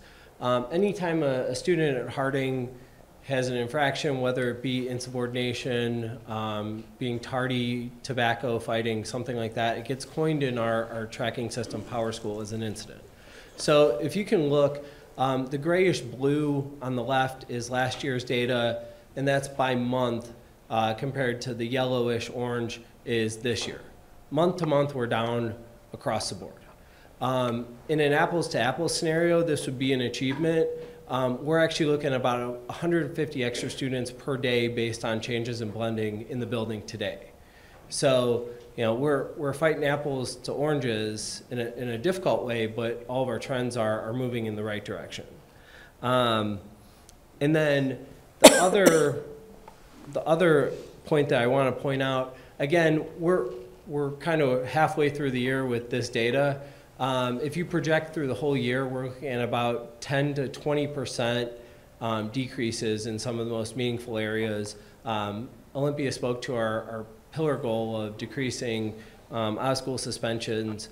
We're down about 20% if you project it for the whole year in that category, also down around there for in-school suspensions for the year. So I think we're making some really impactful some shifts. And then on the next slide, again, this is probably the thing that speaks most to the improvements in safety that we've made over the last year. Again, the grayish is the fights or violence. This is a category in PowerSchool again. Month to month, it's dropping every single one. I think the total number from last year was in the 140 range. We were at 34 fight violence codings through January this year. So again, we're gonna be around probably even a 50% drop or more by the end of the year. Thank you, Mr. Massey, for knocking. But yeah, I think there's some really encouraging things, and we're just trying to shed some light on the good things that are happening here at Harding. Thanks, Mr. Ray. I'm Mike Yinger. I'm the other assistant principal here at Harding. If you look at the trend data, from 21 and 22 to 22 and 23, you see there's a percentage, and it's 1% only for the number of incidents that have 0, and then you look at 1 is another 1%, and another 2 to 5 is you're at about 2%, and plus 6 is at another 1%. But what's important to note is we've added a couple different types of discipline. We had 14 tardies last year, and this year we have 217. And those are all detentions. So that's an incident. So you take away 217 from the year before, and you put it over there, you have quite a bit difference in a percentage of who's not receiving an incident at all. Also, we have a Saturday school, and that's another incident. And we have had 17 Saturday schools. So that's another incident that hasn't been put into play until this year. So it's another area in which we're working to do different things with our discipline and reduce the out of school, the in school, and the expulsion rate for our district.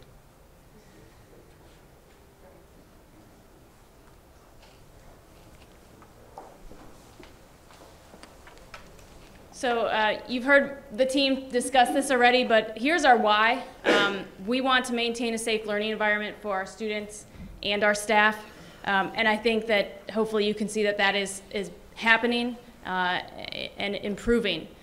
We are hoping that we can improve attendance both in face-to-face, who shows up in our building, and also in reporting.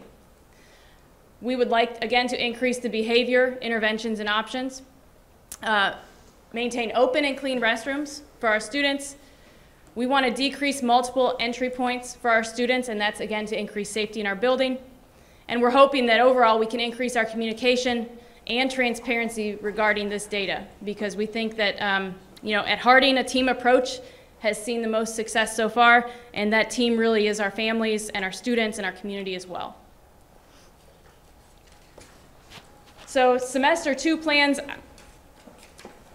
just some highlights, and we won't click on these links, but we crafted a hallway transition plan that put every teacher in the building in a specific location on every 4-minute transition that we have. And we have 7 periods with 4 lunch periods in this building. So every staff member has a restroom, a corner of the building, a classroom door, and they go there in between classes. And the teachers have stepped up. They have put their own needs on hold, likely because when do you use the restroom, right? Our teachers have really helped improve the safety of this building for everyone. They have done what they need to do, and we're seeing it. We've improved our operations in in-school suspension. Students who are there complete academic work.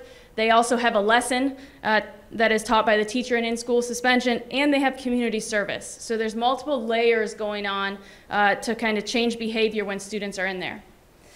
Frequent hallway traffic has been drastically reduced. With just different passes and frequent asking of where is your pass.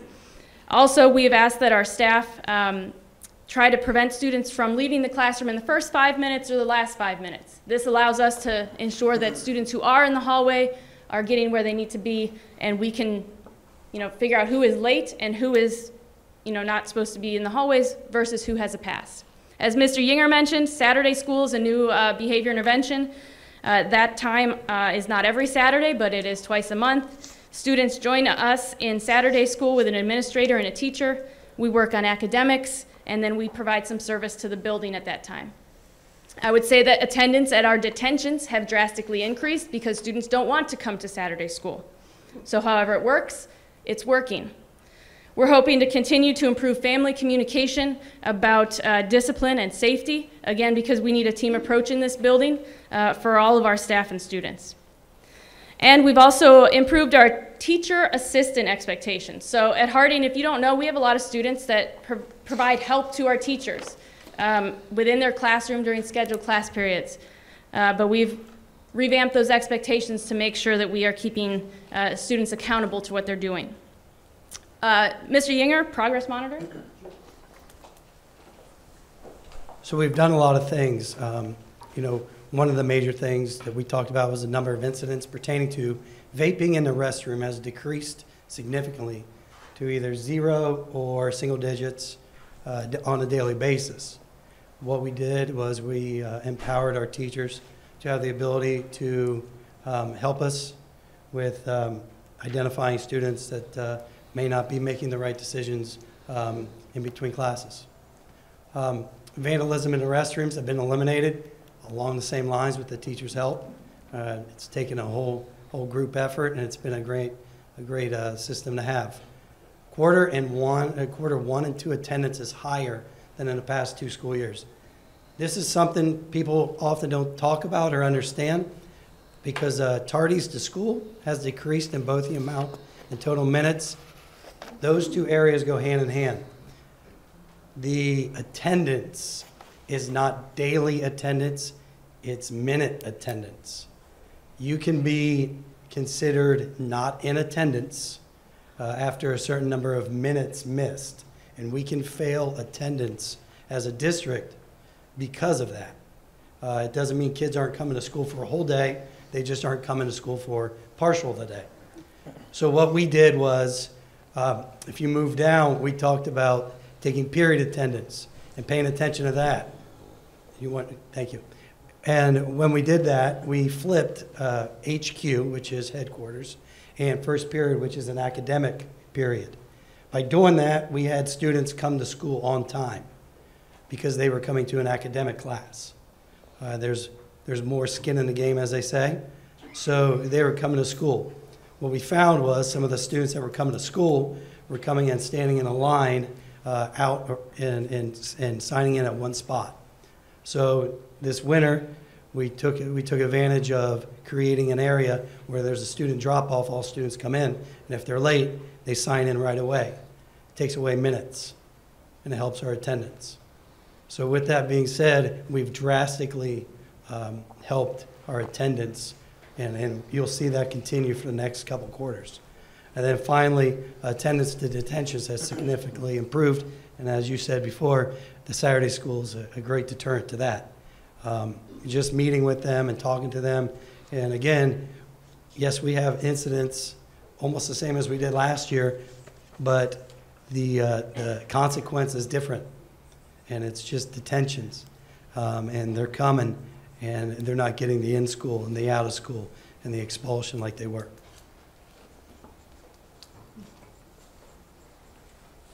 So, as I said, it's been a real team approach, and I am so grateful to our staff at Harding for stepping up and making this place a safe learning environment. Safety first, and then learning happens quite easily. So I wanted to invite some of the team that has really helped make this happen with their input so they can share the successes that they've seen. So Keisha, thank you for your patience. Keisha's coming up. She's second shift here at Harding. Cindy is our main office secretary. Emily Elsasser is a teacher here at Harding. You guys can all come up at once if you want. And Officer Benroth is our school resource officer. Also, Officer Manette's here if you want to. He's our school resource officer at Withrow. So I wanted this team to share different perspectives as they all have very different roles here at Harding. So if you would, tell us your success story. Hello. First, I want to thank the principal and assistant principals and everyone involved in the implemented policy changes that happened at the beginning of the year when they came back from winter break. It has made 150% better. The bathrooms are so much better. It's unbelievable. And I think that not only do we custodians appreciate that as well as everyone else, so don't the students appreciate that. The students know that a lot of it can be driven from TikTok challenges. So that was mentioned in one of the Harding Heralds by one of the students. So yeah, I just want to let you guys all know that yes, those changes are great. They're fantastic. They're working great. Okay, thank you. Thank you. I'm talking about the tardies because in the front office before we made a change at the semester, the kids would be lined up to the doors out here trying to check in. And it did take a lot of minutes. Now you're still going to have your frequent flyers that are going to be late every day, regardless if we are on time or a 2-hour delay. But since we had started having the kids come in the back, it has made a huge difference. The kids are coming in, they check in, and they go to class. So they're not missing the minutes that they were missing before. To us in the main office, it has made things a lot calmer. I know some people don't like that back there, but it has been fabulous for our kids and our staff. It just helps everyone all the way around. So So I have bathroom duty in the morning. Most people would probably think that wasn't the highlight of their day, but really the first 15 minutes of my day, I can really say it's like a highlight of my day, because the piece that we don't talk about is, yes, it's improved bathroom traffic and vaping in the bathroom and the vandalism, but it really is a social, emotional check-in for our kids in the morning. So I can tell you, North Hallway bathroom in the morning is the place to be. There's high fives. I'm telling you, your hair looks great. I actually cleaned a kid's pair of shoes because I don't know if you know, white Jordans, they put crease guards. You got to walk just right in those to make sure that you're not creasing them. So when it's a muddy day and it's raining, you're coming in, your Jordans are dirty, that sets off your whole entire day. So if you need your shoes cleaned in the morning and a high five and your hair and makeup looks great, North bathroom in the morning. So, but it has, you know, in the morning seeing everybody circling around, bathrooms are always the hot spot. And if you have a kid that's having an emotional morning, it's not in the hallway, it's in the bathroom. So we're able to check in the morning, make sure they're getting on their day started. And so I first 15 minutes, North bathroom hallway, if you guys want to get a good pep talk. Thank you. Hello, I'm Officer Benroth. I've been here just a short amount of time, since the end of October when Officer Dunaway retired. And since then, I've seen so much improvement from, you know, more positive attitudes, just from staff being out in the hallway just to play off what Mrs. Elsasser provided. And definitely, you know, the violent encounters are lower. I haven't had to do any reports really since the end of October, so definitely a positive note there. Thank you. So we don't have all night, but we do have lots of success stories to share anytime you need a pep talk. We are, again, so grateful that the district, the board, our mentors have given us the opportunity to look at the qualitative and quantitative data we have, make improvements, and continue to make those improvements. Future plans, because we're not where we want to be yet, we are going to continue to monitor traffic and parking and hopefully alleviate tardies to school. Also traffic frustrations for families and parking frustrations. We're working on it. We are going to look for more ways to provide intervention to our students, especially as we may be losing out on instructional time. We are going to look for significant ways to provide that intervention to our students. We're going to increase the number of students we can reach through our summer session. So the word is hopefully out that we have summer school and we want students here. We are going to refine programming within the building, hopefully to meet the needs of all students, and that's through feedback from our staff and also feedback through a Principal's Council of Students that meets with me monthly. And lastly, proactively, we're planning students to transition between 8th and 9th grade and also between programs. So whether that's 8th to 9th grade here or from Harding High School as a sophomore to Tri-Rivers as a junior, or between multiple campuses such as Marion Technical College, OSUM, Withrow Academy. We have transitions and we want transitions because that's how we personalize learning. But what we know is that we need to support our students and families in those transitions and always plan for the unexpected there. So again, thank you for the opportunity to share our story. We look forward to more successes, and we would welcome you at Harding High School to experience what we experience on a daily basis. Thank you. Real quick, and I'll keep it short. It sounds like we're moving in the right direction, so thank you. And you had mentioned disciplinary options, and I went to the student handbook, page 44. There's 17 different options. You've added another one in terms of Saturday school, and I heard it mentioned that they don't like being there. So there is some credit to be given for negative reinforcement still work. I heard the quote, there's more skin in the game in terms of showing up for an academic class. It sounds like things are returning, and that's kind of I guess I get labeled as, well, he just wants to go back to old school. Well, there's something to be said for some of the old school, but to be fair, I also want to know, are we setting aside time for the restorative practice meetings as well? And it sounds like they might be taking place on Saturday mornings too, which would perhaps lend themselves to that if you wanted to comment on that. And then I guess the last thing before, if you want to comment on any of these, best practices. I mean, it sounds like, and you've got staff who are validating this, that maybe not turn the corner, you just admitted we're not where we want to be, but the trend is the right direction. Have we shared this with Grant Middle School? Have we shared this with the other elementary schools? And I know it's a different world from high school to junior high to elementary, but are we sharing district-wide? Hey, we did this when we came back from break and we have seen tremendous improvements. So if you want to address any of that. I'll take the last one. So yes, so we've had conversations with Grant, and they've actually replicated some of these things there. And again, kind of like you pointed out, sometimes it's a different animal at the middle school level. But they also understand where things need to be also, you know, albeit, again, different age level, adolescents, teenagers, and all of that that goes along with it. So, so there are things happening there, and I would probably echo the same thing that Jen has said, is that they also aren't where they want to be, and they know they have work to do also. So, absolutely, and it's going to continue. Okay. Restorative practices? Certainly. So restorative meetings are occurring weekly here. The most common restorative meeting is between a facilitator, an administrator, a teacher, and a student. Those are sit-down meetings after some type of infraction. Our referral form from our staff has an option for the teacher to select, yes, I want a restorative meeting. So we try to, as much as we can, honor those requests as well. We also secure restorative meetings, also re-entry meetings when students come back to us from suspension, and that's with typically a building administrator, perhaps the ESP, the school counselor, student, and family. So those meetings are happening. You know, and the more of those we can do, the better.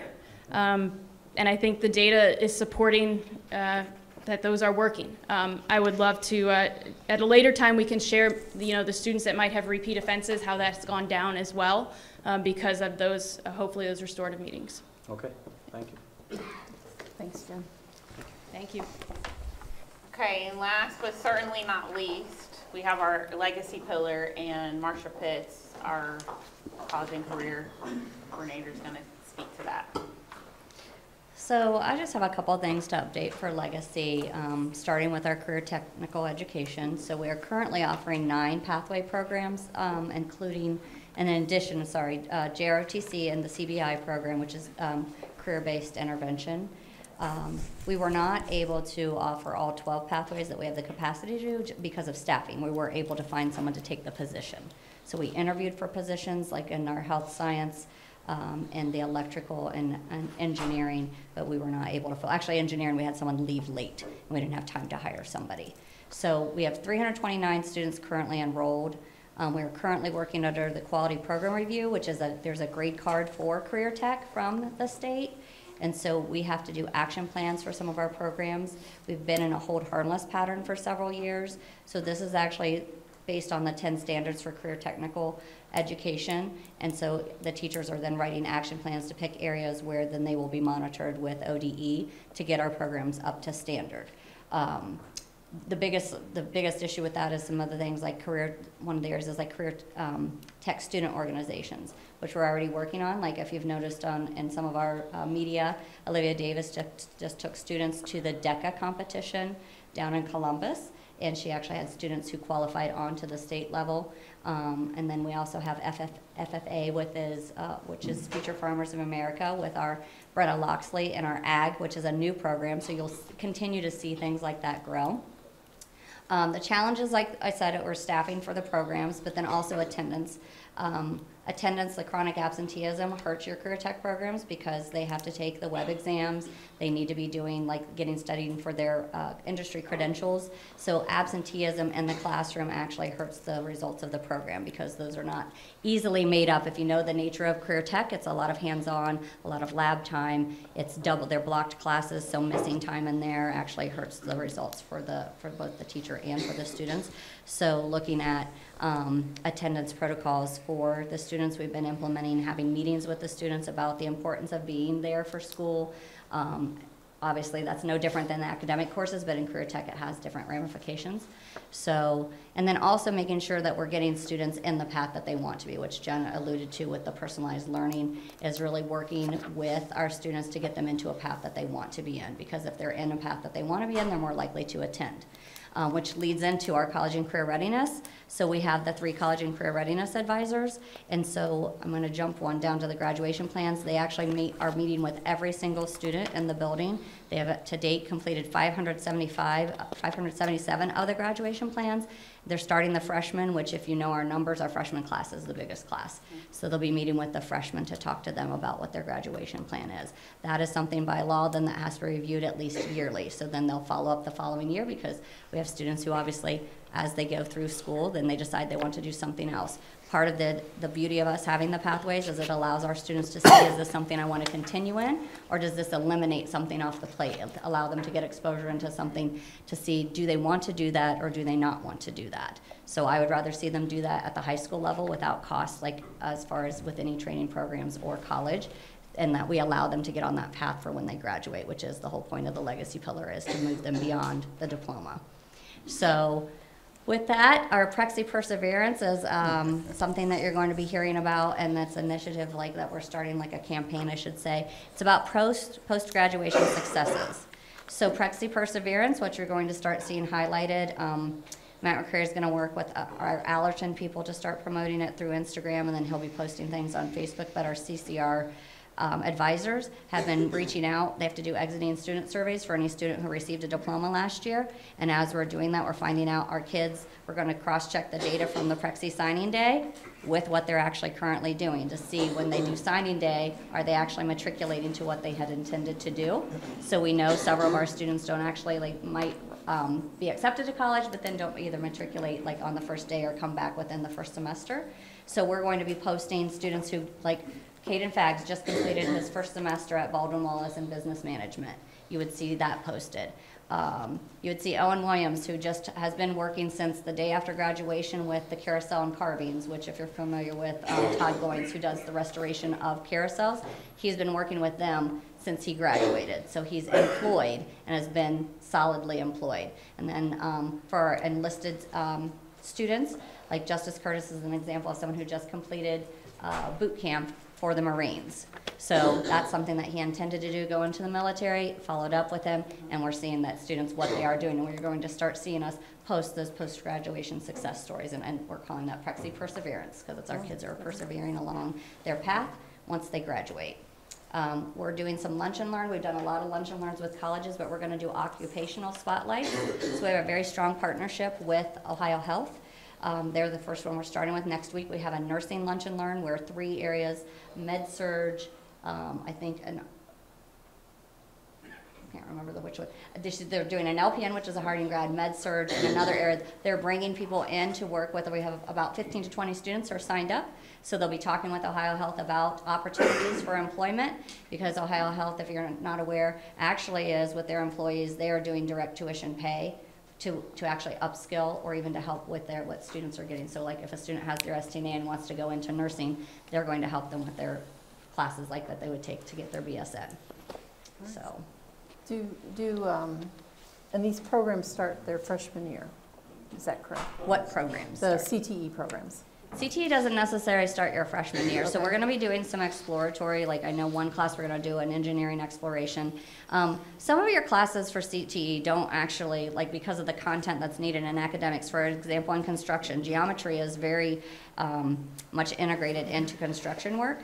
So a student who doesn't have algebra even, and then you're asking them if they're not even consecutively in geometry at the same time. So a sophomore could be taking geometry and then the construction course is going to find more success. Gotcha. So career tech is technically, most of our classes, sophomore would be ideal. Exploratory more in your freshman year. Sophomore, junior year, or junior, senior year for you to be able to be a completer and take the 4 courses. But then if you're a sophomore, junior, then that allows you time for work-based learning, which is going to be a measure that we're going to be getting reported on starting in 2025. And that'll be part of that college, workforce, military. Where do parents and students and community members find out information? Is there something on our website that can direct them right there? You can go to Bobby Wild's library and steal things off of her desk. Is that what you stole? Yeah. Yeah, so that's something that the students, the career tech teachers actually have been doing. She didn't know I stole them, but I thought this was a great advertisement of just what you're talking about, and thank you. Oh, and it's got the QR code. Right. It has a QR code on it so I don't too. know who's responsible for these, but The these career are- tech teachers they designed, each one did their own area of what they have. And then also if you go around the building outside, like if it's outside the marketing classroom, Olivia Davis has her own specialized one that has a QR code. It goes a little more in depth about the courses she teaches, what industry credentials, what are opportunities, what are the job occupations, like Brad Potcutter's integrated production technologies. He has all the MTC pathways, OSU, like area right here, like kids can start if they're doing their CCP classes, what would go with that and what occupations go with that. But the college career readiness advisors and the guidance counselors all speak to the students about the pathways. If you notice on the bottom it says, what's your pathway? We're sort of rebranding our thing of not the what's your E that you're hearing lots of people, but what's your pathway? And we're really encouraging all adults and students to be asking about people's paths. Like we did it as a department, all the career tech teachers and I, when we started the first day of school, when we did PD, not first day of school, but one of our professional development days, each one of us shared our pathway of how we got to where we are in education, even though we are all educators, and it is not a cookie cutter piece. And if you speak to people in law, Mr. McInnes and Mr. Ratliff, I guarantee if you speak to people, they don't have an exact same path of where they went from the time they graduated high school to how they got to where they are today. So what's your path is really, what's your pathway is really gonna be our motto of talking to kids about what path they're on. I love it. Thank you. Thank you. And that actually concludes our middle of the year presentation. Again, we've heard a lot of successes tonight, but we also still, have a lot of things that we want to continue to work on. But again, I think having these presentations where we're at the beginning of the year, where we're at the middle of the year, at the end of the year will also help not just you as the board understand what goals we're working on and where we're at, but also our community. Thank you. All right. Phew. 2 hours in and we're at number 5. Treasurer's report. Motion to approve board minutes from the following meetings: January 7th, January 11th, January 11th regular meeting, January 14th, 19th, and the 23rd. Do I have a motion, So please? moved. Second. Call the roll, please. Mr. McInnes? Yes. Mr. Weidling? Yes. Ms. Dyer? Yes. Mr. Ratliff? Yes. Mrs. McKay? Yes, motion carried. Item B, financial approvals. Motion to approve the following financial items. Financial reports from January include fund balances and checks, donation from BSN Sports for $260 for National Technical Honor Society, donation from the Altrusa Club in honor of Carol Whittle, $50. Kara Whitty. Carrie Whitty. I was wondering about Librarian. that. Yes, I remember Mrs. Whitty. And for the high school library. Do I have a motion, please? Motion. Second. Discussion? Call the roll, please. Ms. Dyer? Yes. Mr. Weidling? Yes. Mr. Ratliff? Yes. Mr. McInnes? Yes. Mrs. McKay? Yes, motion carried. All right. We are coming to the public participation portion of our meeting. The Board of Education recognizes the value to school governance of public comment on educational issues and the importance of allowing members of the public to express themselves on school matters of community interest. Public participation is a time set aside for the board to listen to public comments, but it is not intended as a time for dialogue. The board offers public participation to members of the public in accordance with the procedures below. The board applies these procedures to all speakers and does not discriminate based on the identity of the speaker, content of the speech, or viewpoint of the speaker. The board is also committed to conducting its meeting in a productive and efficient manner that assures that the regular agenda of the board is completed in a reasonable period of time, honors the voluntary nature of the board's time, and using that time efficiently, and allows for a fair and adequate opportunity for input to be considered. Consequently, public participation at board meetings will be governed by this bylaw. And you see items A through J, and I just want to highlight 2 or 3 of these. Attendees must register their intention to participate. Item F, each statement made by a participant shall be limited to 3 minutes. And H, all statements shall be directed to the presiding officer. No person may address or question board members individually. All right. And the total amount of time is limited to 30 minutes. I believe we have 7 who have registered, and I will call you up individually. You can stand at the podium, and I will set a timer for 3 minutes. And so first up is Jessica Geyer.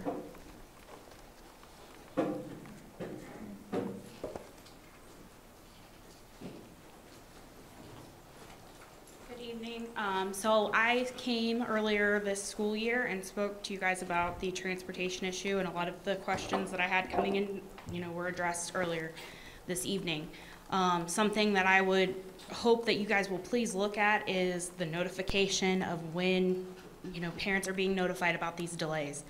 I got a screenshot from a parent that, there's a group of 6 of us that it takes to get 3 students to school. On a Sunday night, we say, okay, whose work schedule's what?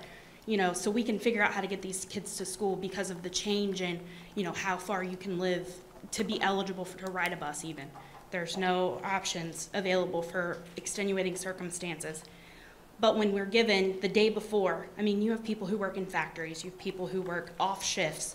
You have to give more notice than a day sometimes to be able to get an employer to approve you to come in late to drop your kid off to school. So when I'm getting a text message from a friend that shows me, oh, parents don't know this because it wasn't released, but here's the plan for the rest of the week, just in case you want to know. Why isn't this going out district-wide? If the teachers know, the parents need to know as well, and it needs to go out at the beginning of the week so people can plan and not, in turn, have issues with their employment, because that's what it's going to affect. And that, in turn, it's going to be a cycle. You're going to have the same issues with your students. So I just hope that you guys will look at that issue more in depth. Thank you. Thank you. Okay. All right. Mr. Weber.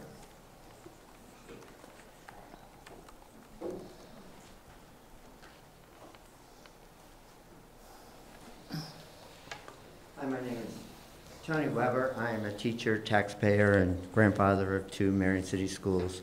I'm here to discuss some observations and concerns I have at Marion City schools. I'm glad to see some things are improving, but we have a long way to go. So in no particular order, 1, how can the DSE keep students and staff safe? 2, how can the DSE improve the morale of the district? 3, bus drivers and bus driver aides need to be respected and protected. Bus students need to be safe. 4, please fix the busing plan. This A-B plan is awful. Do not fix it by remote learning.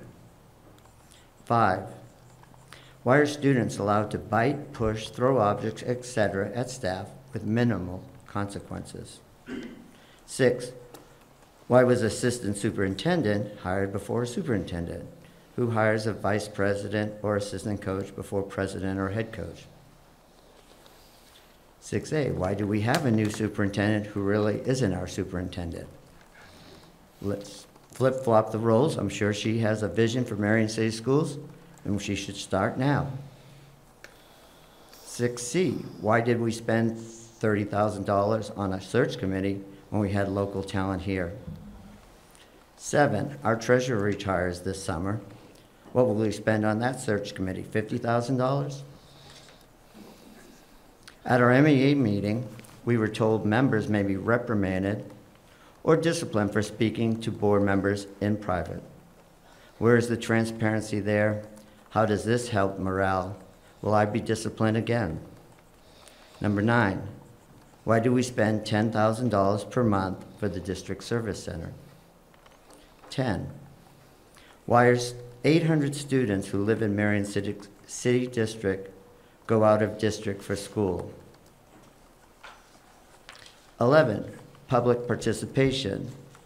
Under section F, you didn't read the full section. Each statement may be made by a participant shall be limited to 3 minutes duration unless extended by the presiding officer. Extending public participation would increase morale and transparency in the district. I'd like to thank the board and Ms. Macy for your time. I look forward to helping in any way I can. Thank you again. Thank you. Shannon Maynard.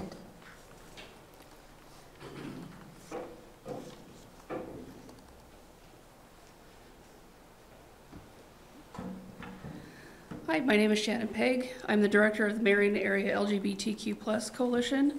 We provide community advocacy, support, and education for Marion County and surrounding underserved communities. We're not official advisors for Marion City Schools, but we have connected with the Pride Club advisors through Johnny Jackson to offer support should they want or need it. These clubs are primarily student-driven with a school staff advisor.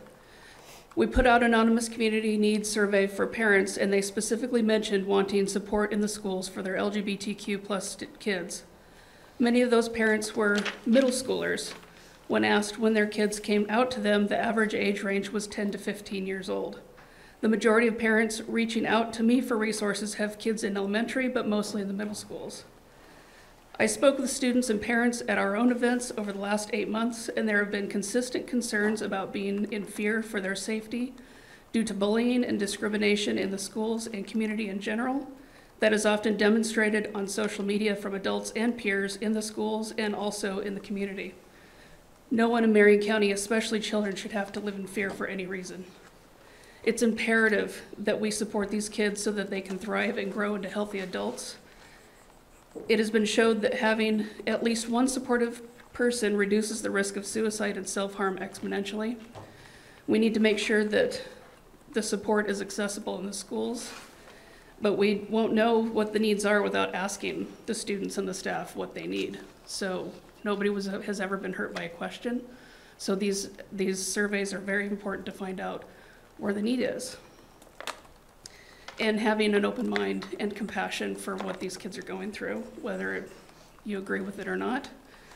I encourage you to listen and don't forget or underestimate these amazing kids. We want them to grow into adults. Thank you. Russell?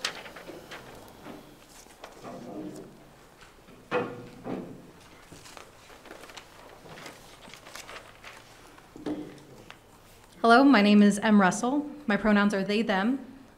I'm the co-director of the Marion Area LGBTQ Coalition. I'm also a licensed independent social worker and a mental health provider in the community with Ohio Health locally. I also identify as non-binary transgender. While I am a passionate advocate for equality and equity in all of individuals, I believe numbers and statistics speak louder than words. I do want to offer a content warning, as I will be mentioning self-harm and suicide. The following are statistics from 2020 National Survey on LGBTQ Youth Mental Health conducted by the Trevor Project. 48% of surveyed youth reported self-harm in the last 12 months.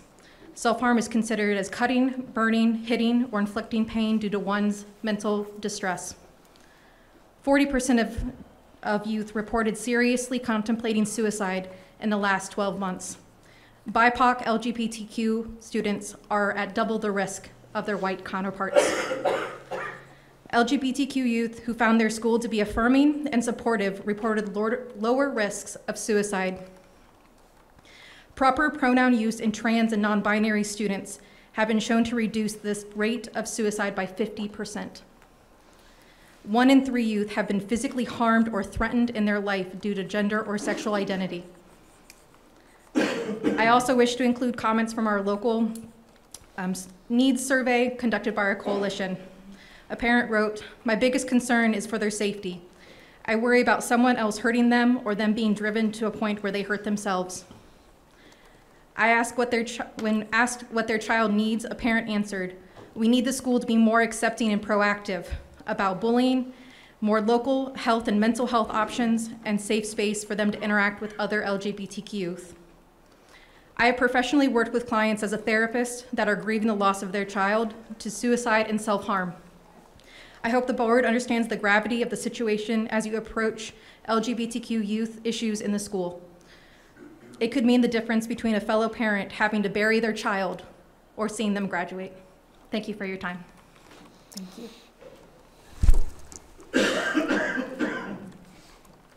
Monica Reed.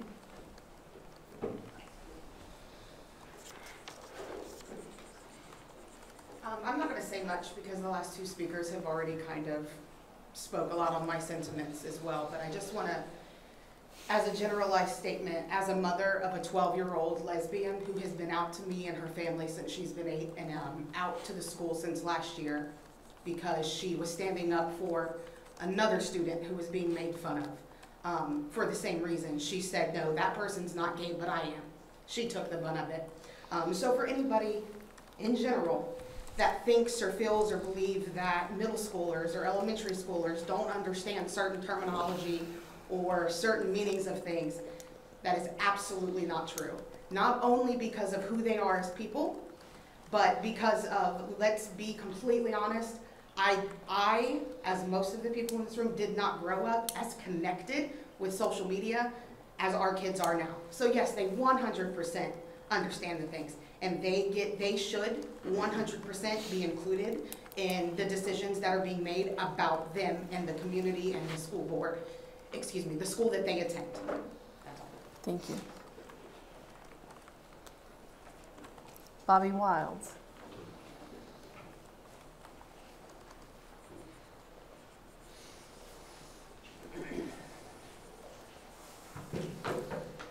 Good evening, distinguished board members and guests. My name is Bobby Wilds and my pronouns are she, her, and I'm the voluntary advisor of the GMS Pride Club. I come to urge for continued equitable collaboration between the board, students, staff, and community. I'm a proud ally and as well as a parent of an LGBTQ person and a student at Harding. My daughter is one of the students that they just spoke about. It was her involvement in Pride that inspired me to be the advisor today. Thanks to the support of her club, she overcame coming out to her friends and family, survived bullying and self-harm, as well as learned to live with anxiety and depression. I apologize. Our 2022-23 Pride Club has continued this ideal of compassion and providing a safe space for nearly 30 students this year. Our group is completely student-driven. All the projects we have done this year have been done upon students' request. For example, our most recent event for Valentine's Day, we had a movie viewing of Love, Simon. Thanks to the financial support of the Marion Area LGBTQ Coalition, we were able to provide a free event with refreshments for students, staff, and community members.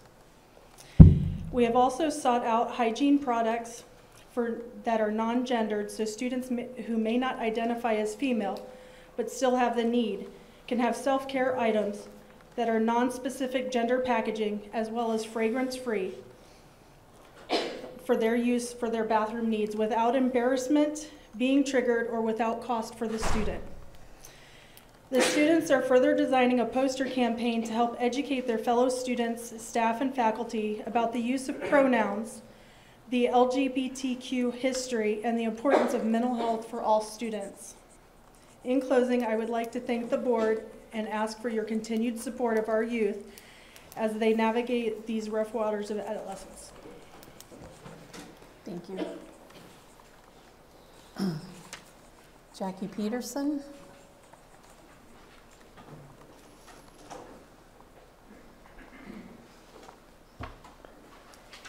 Thank you to the board. I'm responding to a document that was sent to me, circulated in the community from Protect Our Children. In 2020, Marion City School adopted the Marion City School Resolution on Educational Equity and Social Justice, and I want to read just a portion of that. Whereas the Marion City School seeks to be a leader in overcoming racial injustice and other forms of discrimination, and whereas the mission of Marion City Schools is to inspire a community of achievement, and whereas we continue to be mindful of our rich history, while acknowledging the American history of racism, slavery, and policies that have negatively impacted the African American community.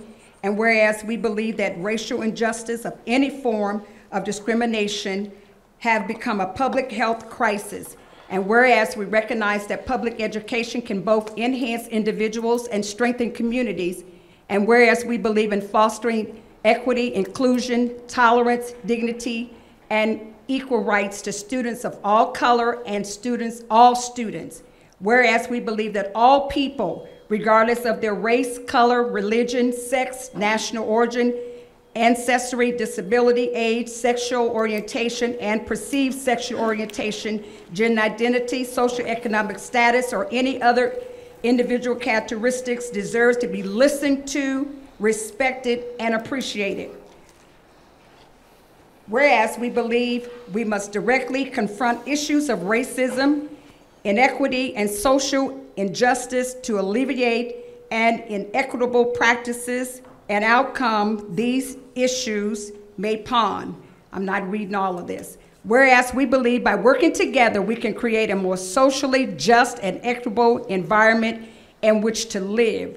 Therefore, be it resolved that Marion City School District Board of Education has resolved to commit to promote social justice by, among other things, listening with the intent to understand how social injustice impact the lives of those around us, opposing policies that reinforce inequitable learning opportunities or outcome for students of color and other with special circumstances, advocating for equitable employment and education, practicing that reinforce dignity, success, and democracy, acknowledging the negative impact that social injustice plays in the experiences of students and adults from all walks of life, admitting that words no longer are sufficient and that active engagement is required, and we are to overcome social injustice in all forms. Let's uphold this document. Thank you. Thank you very much.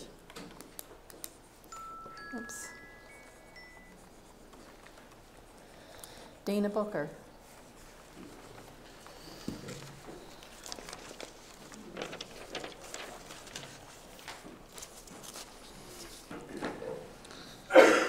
Yes, my name is Dana Booker, and following the directions on the yellow sheet, I live at 235 Thue Avenue in Marion, Ohio.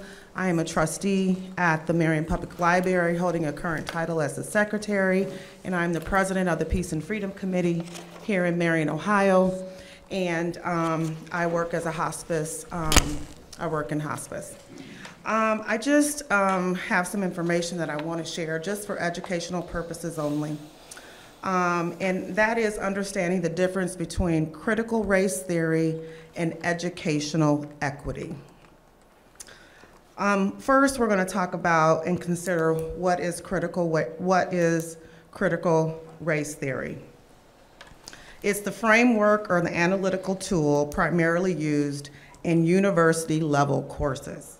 Originating in 1970, CRT was first used as a way to help law students think critically about the impact of historical and present-day racism on the legal system.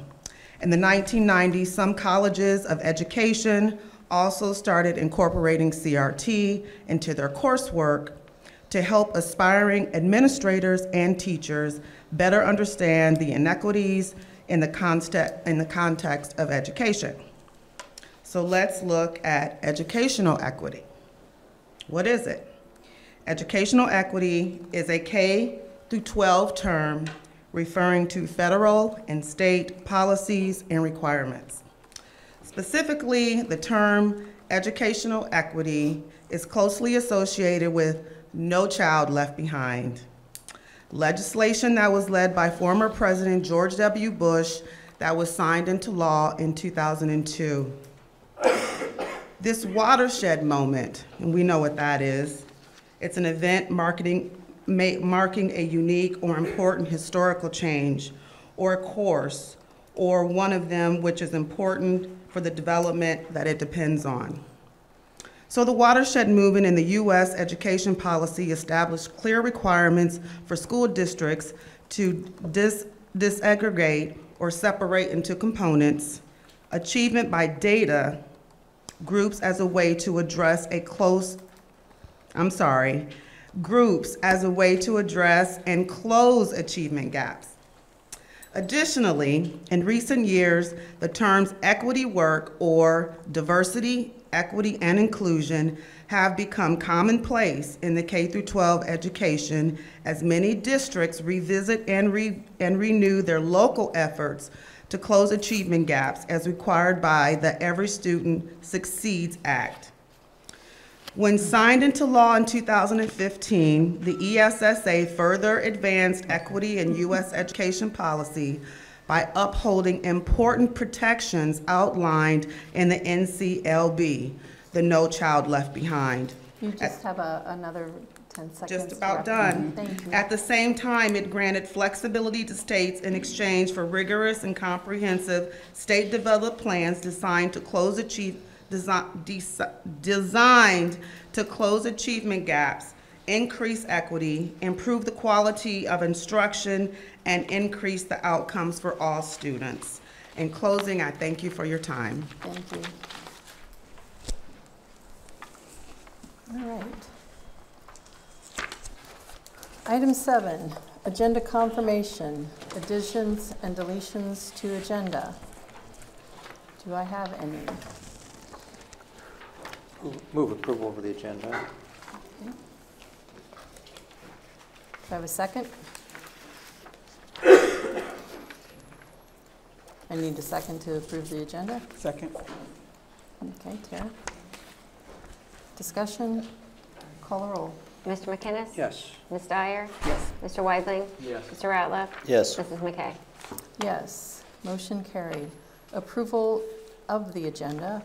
Motion to approve the agenda as presented. Do I have a motion? That's what we just did. Just did. Yeah. Duh. Why does it say A and B? Okay, never mind. Old business, none. New business, appointment to Marion Technical College Board of Trustees. The superintendent recommends the approval of the appointment of Dr. Michael McLeese to the Marion Technical College Board of Trustees. The term will be May 1st, 2022, is that correct? Mm-hmm. To April 30th, 2025. Motion. Okay, Second. discussion. Call the roll, please. Ms. Dyer? Yes. Mr. McInnes? Yes. Mr. Ratliff? Yes. Mr. Weidling? Yes. Mrs. McKay? Yes, motion carried. Item B, reappointment to Marion Technical College Board of Trustees. The superintendent recommends the approval of the appointment of Ms. Roxanne Summerlot to the Marion Technical College Board of Trustees. The term will be May 1st, 2023 to April 30th, 2026. Do I have a motion, please? So moved. Do I need to have a second? Second. Call the roll, please, or discussion. Call the roll, please. Mr. Weidling? Yes. Mr. McInnes? Yes. Mr. Ratliff? Yes. Mrs. Dyer? Yes. Mrs. McKay? Yes, motion carried. Item C, which is probably the most exciting thing for me on this agenda, is the bond retirement fund transfer. Ted, remember when we started this? The superintendent recommends closing the bond retirement fund due to final payment of construction loan for the OFCC building project per the resolution below. Whereas the Marion City Schools District currently has the amount of $183,953.70 in its bond retirement fund. The amount of that $183,953.70 in the bond retirement fund is hereby authorized to be transferred to the Permanent Improvement Fund, USAS 003 of the school district pursuant to section 5705.14C1 of the code, provided the approval of the Court of Common Pleas of Marion County is obtained as required by said section, the board hereby authorizes an application to be made to the Court of Common Pleas for such purpose is it found and determined that all formal actions of this board concerning and relating to the adoption of the resolution were adopted in an open meeting of this board, and that all deliberations of this board and of any of its committees that resulted in such formal action were in meetings open to the public. So I need a motion, and I think Ted should do it. So moved. Do I have a second? I'll second. Discussion. So will that mean that you will make application then? Right, so the process is, we do this tonight, we send it to our attorney, who certifies it, and then it goes to the Common Pleas Court, and then they'll say, yay, and then we'll move the money. And this money goes into the permanent improvement fund? Yeah. All right. Call the roll, please. Mr. McInnes? Yes. Mr. Weibling? Yes. Mr. Ratliff? Yes. Mrs. Dyer? Yes. Mrs. McKay? Yes, motion carried.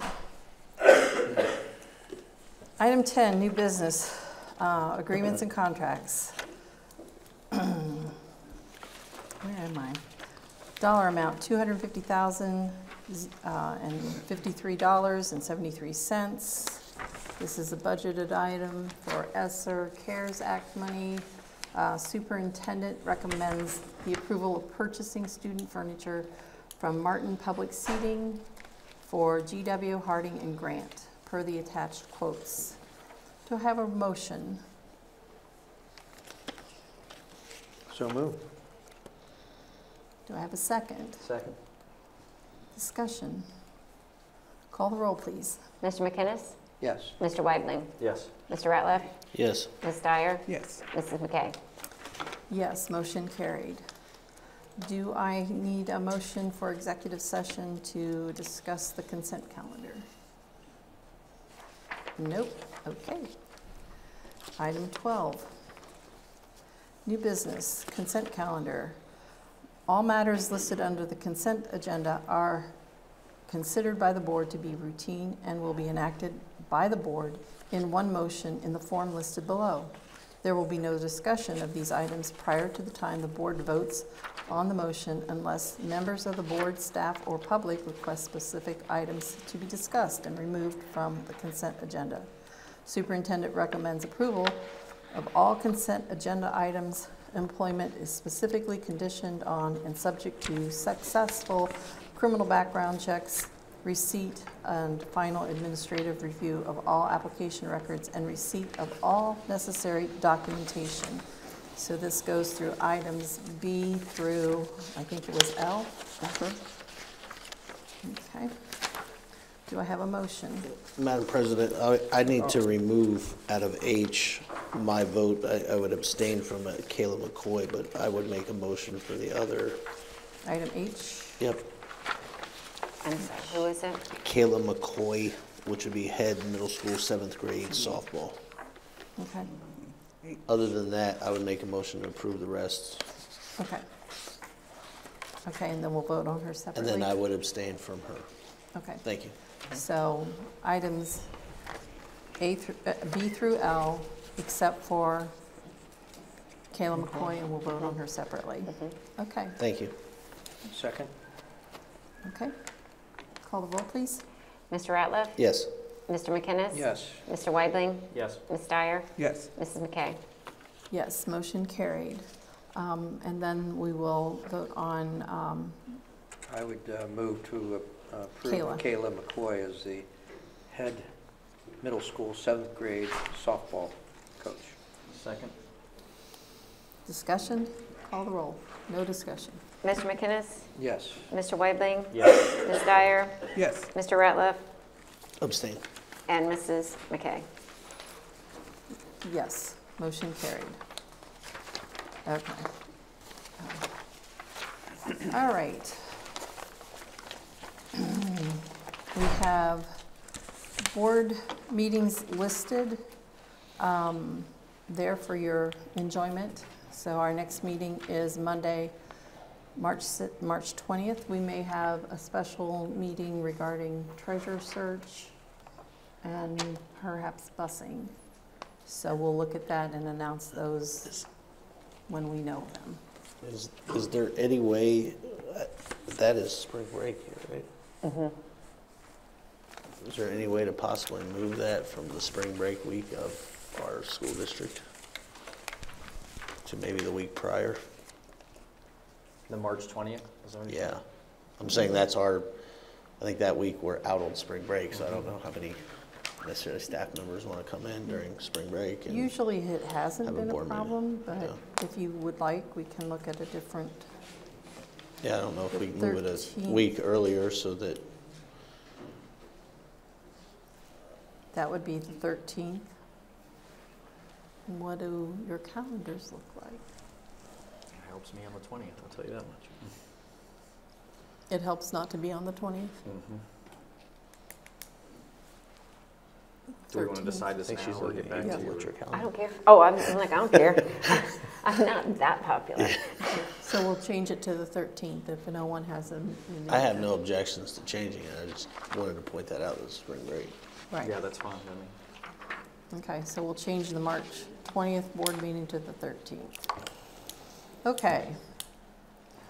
Item 14, committee reports. Extracurricular, Tara Araki. No, I think, bowling's coming up and they're usually pretty good.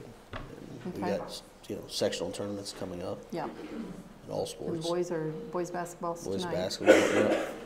I don't know, maybe we have an update on score, but Maybe we can just wait until everybody All text right. me or whatever. Yeah, Buildings and Grounds only meets a couple times a year. Communications, I think we have a meeting later this month possibly. Curriculum is meeting Wednesday. Tomorrow morning. Diversity and Equity, we're meeting tomorrow. Finance, we probably won't have one for another few months, and policy likewise. Legislative liaison. Ted, did you have anything? No. I did have a couple of real quick notes legislatively. Senate Bill 1, this is Ohio Senate. They are trying to reorganize ODE to include career and technical and workforce development. They would also limit ODE to relicensure and district boundaries. There is also a Senate Bill 11, which is also called the Backpack Bill. It's going to increase homeschool vouchers from $250 to $2,500. And they're starting to frame vouchers as scholarships. There's also going to be an increase of the voucher to private and parochial schools. I've heard the number around $4,500. And I just want to make sure everybody realizes that public schools require a third grade reading guarantee and must report high-quality student data and must perform resident educators' summative assessments, whereas private and charter schools do not. Public schools have a mandatory state testing and all juniors take the ACT, while private schools have optional state and ACT testing. Public schools have a graduation requirement, whereas private and charter schools have local control over graduation requirements.